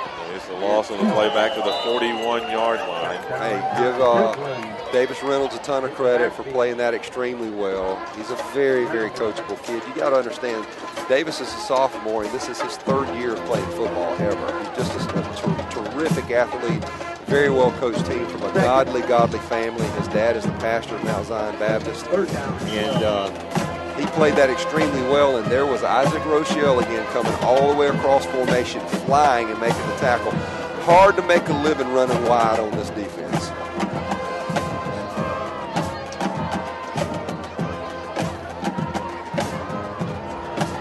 Ooh, his receiver fell down. Yeah. Nobles fell down inside our territory at about the 48-yard line, and the pass was overthrown. He had him, Steve. He was open. I think the dew on the winter rye got him again. Well thrown ball, and Nobles just slipped down. Tough break. You talk about private schools. The movie The Blind Side, that was about someone coming out of a private school, Briarcrest High School in Memphis, Tennessee. Yep. It's funny that the GHSA is. Well, listen, more kids transfer from public schools to public schools by far in the state of Georgia. It's not even an argument. It's not even an argument. Great return. Good job, DJ. Good vision. He got up to the 42, 43. Proud of DJ for that. Proud of DJ for how he's handled punts tonight. Proud of DJ for how he's handled himself this year. Proud of DJ for the leader that he's been and the hard worker that he's been. Leads on sprints all the time, works his tail off. And all the kid has ever done is win football games. From Little League on up, he doesn't know how to lose. And I'm proud for him the way he's come back tonight after having a really tough night in that state semifinal game, fielding punts. He came back tonight and has done extremely well in that area. Lane Timpson on the run. He bobbled the ball a little bit, but gathered it up and got a couple of yards on the play. Jordan Long has checked into the game at quarterback. Good for him, our freshman quarterback. It was a really tough call this week what to do with our offense. Once Dalton Etheridge went down on the first play of the game last week, Jordan came in and played the rest of the game last week primarily at quarterback, did a lot of handing off. Jordan's a terrific athlete, got a bright future. Very glad to see him get this experience in the region championship game. Hands it off again to Timpson. No gain on the play, brings up 3rd and 7. And now Landmark is sending in a lot of young puppies and reserves too. And good to see that. Those kids getting experience in a region championship game. And we're just pulling one of our kids off the field for getting in a little bit of a disagreement with one of their players. So maybe one play left here. This should be it. Inside 35 seconds now. Steve, I wouldn't have believed it for anything that we would have limited them to, I don't know how many first downs they got, maybe 2, maybe 3. 43-0. What a statement this makes for the Elka Chargers going into the playoffs. Congratulations, Coach Jonathan Guess and all of the Chargers. That's a heck of a job. Proud of these boys. Region champs for 3 consecutive years. I'm going down there and celebrate. All right, Coach. God bless. Bye-bye. And with nothing left on the clock now, the end of 4, the Chargers 43.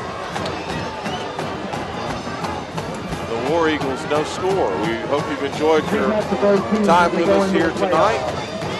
Hope to see you again, talk to you again at our region playoff games, and hopefully that'll be here, we're hoping, and that would be the Friday following Thanksgiving. If not here, it'll be somewhere. Have a great night. I'm Steve Ferrer. Once again, thanks to Coach Tim Luke. And we hope you have a great, great evening or day whenever you're viewing this. Take care.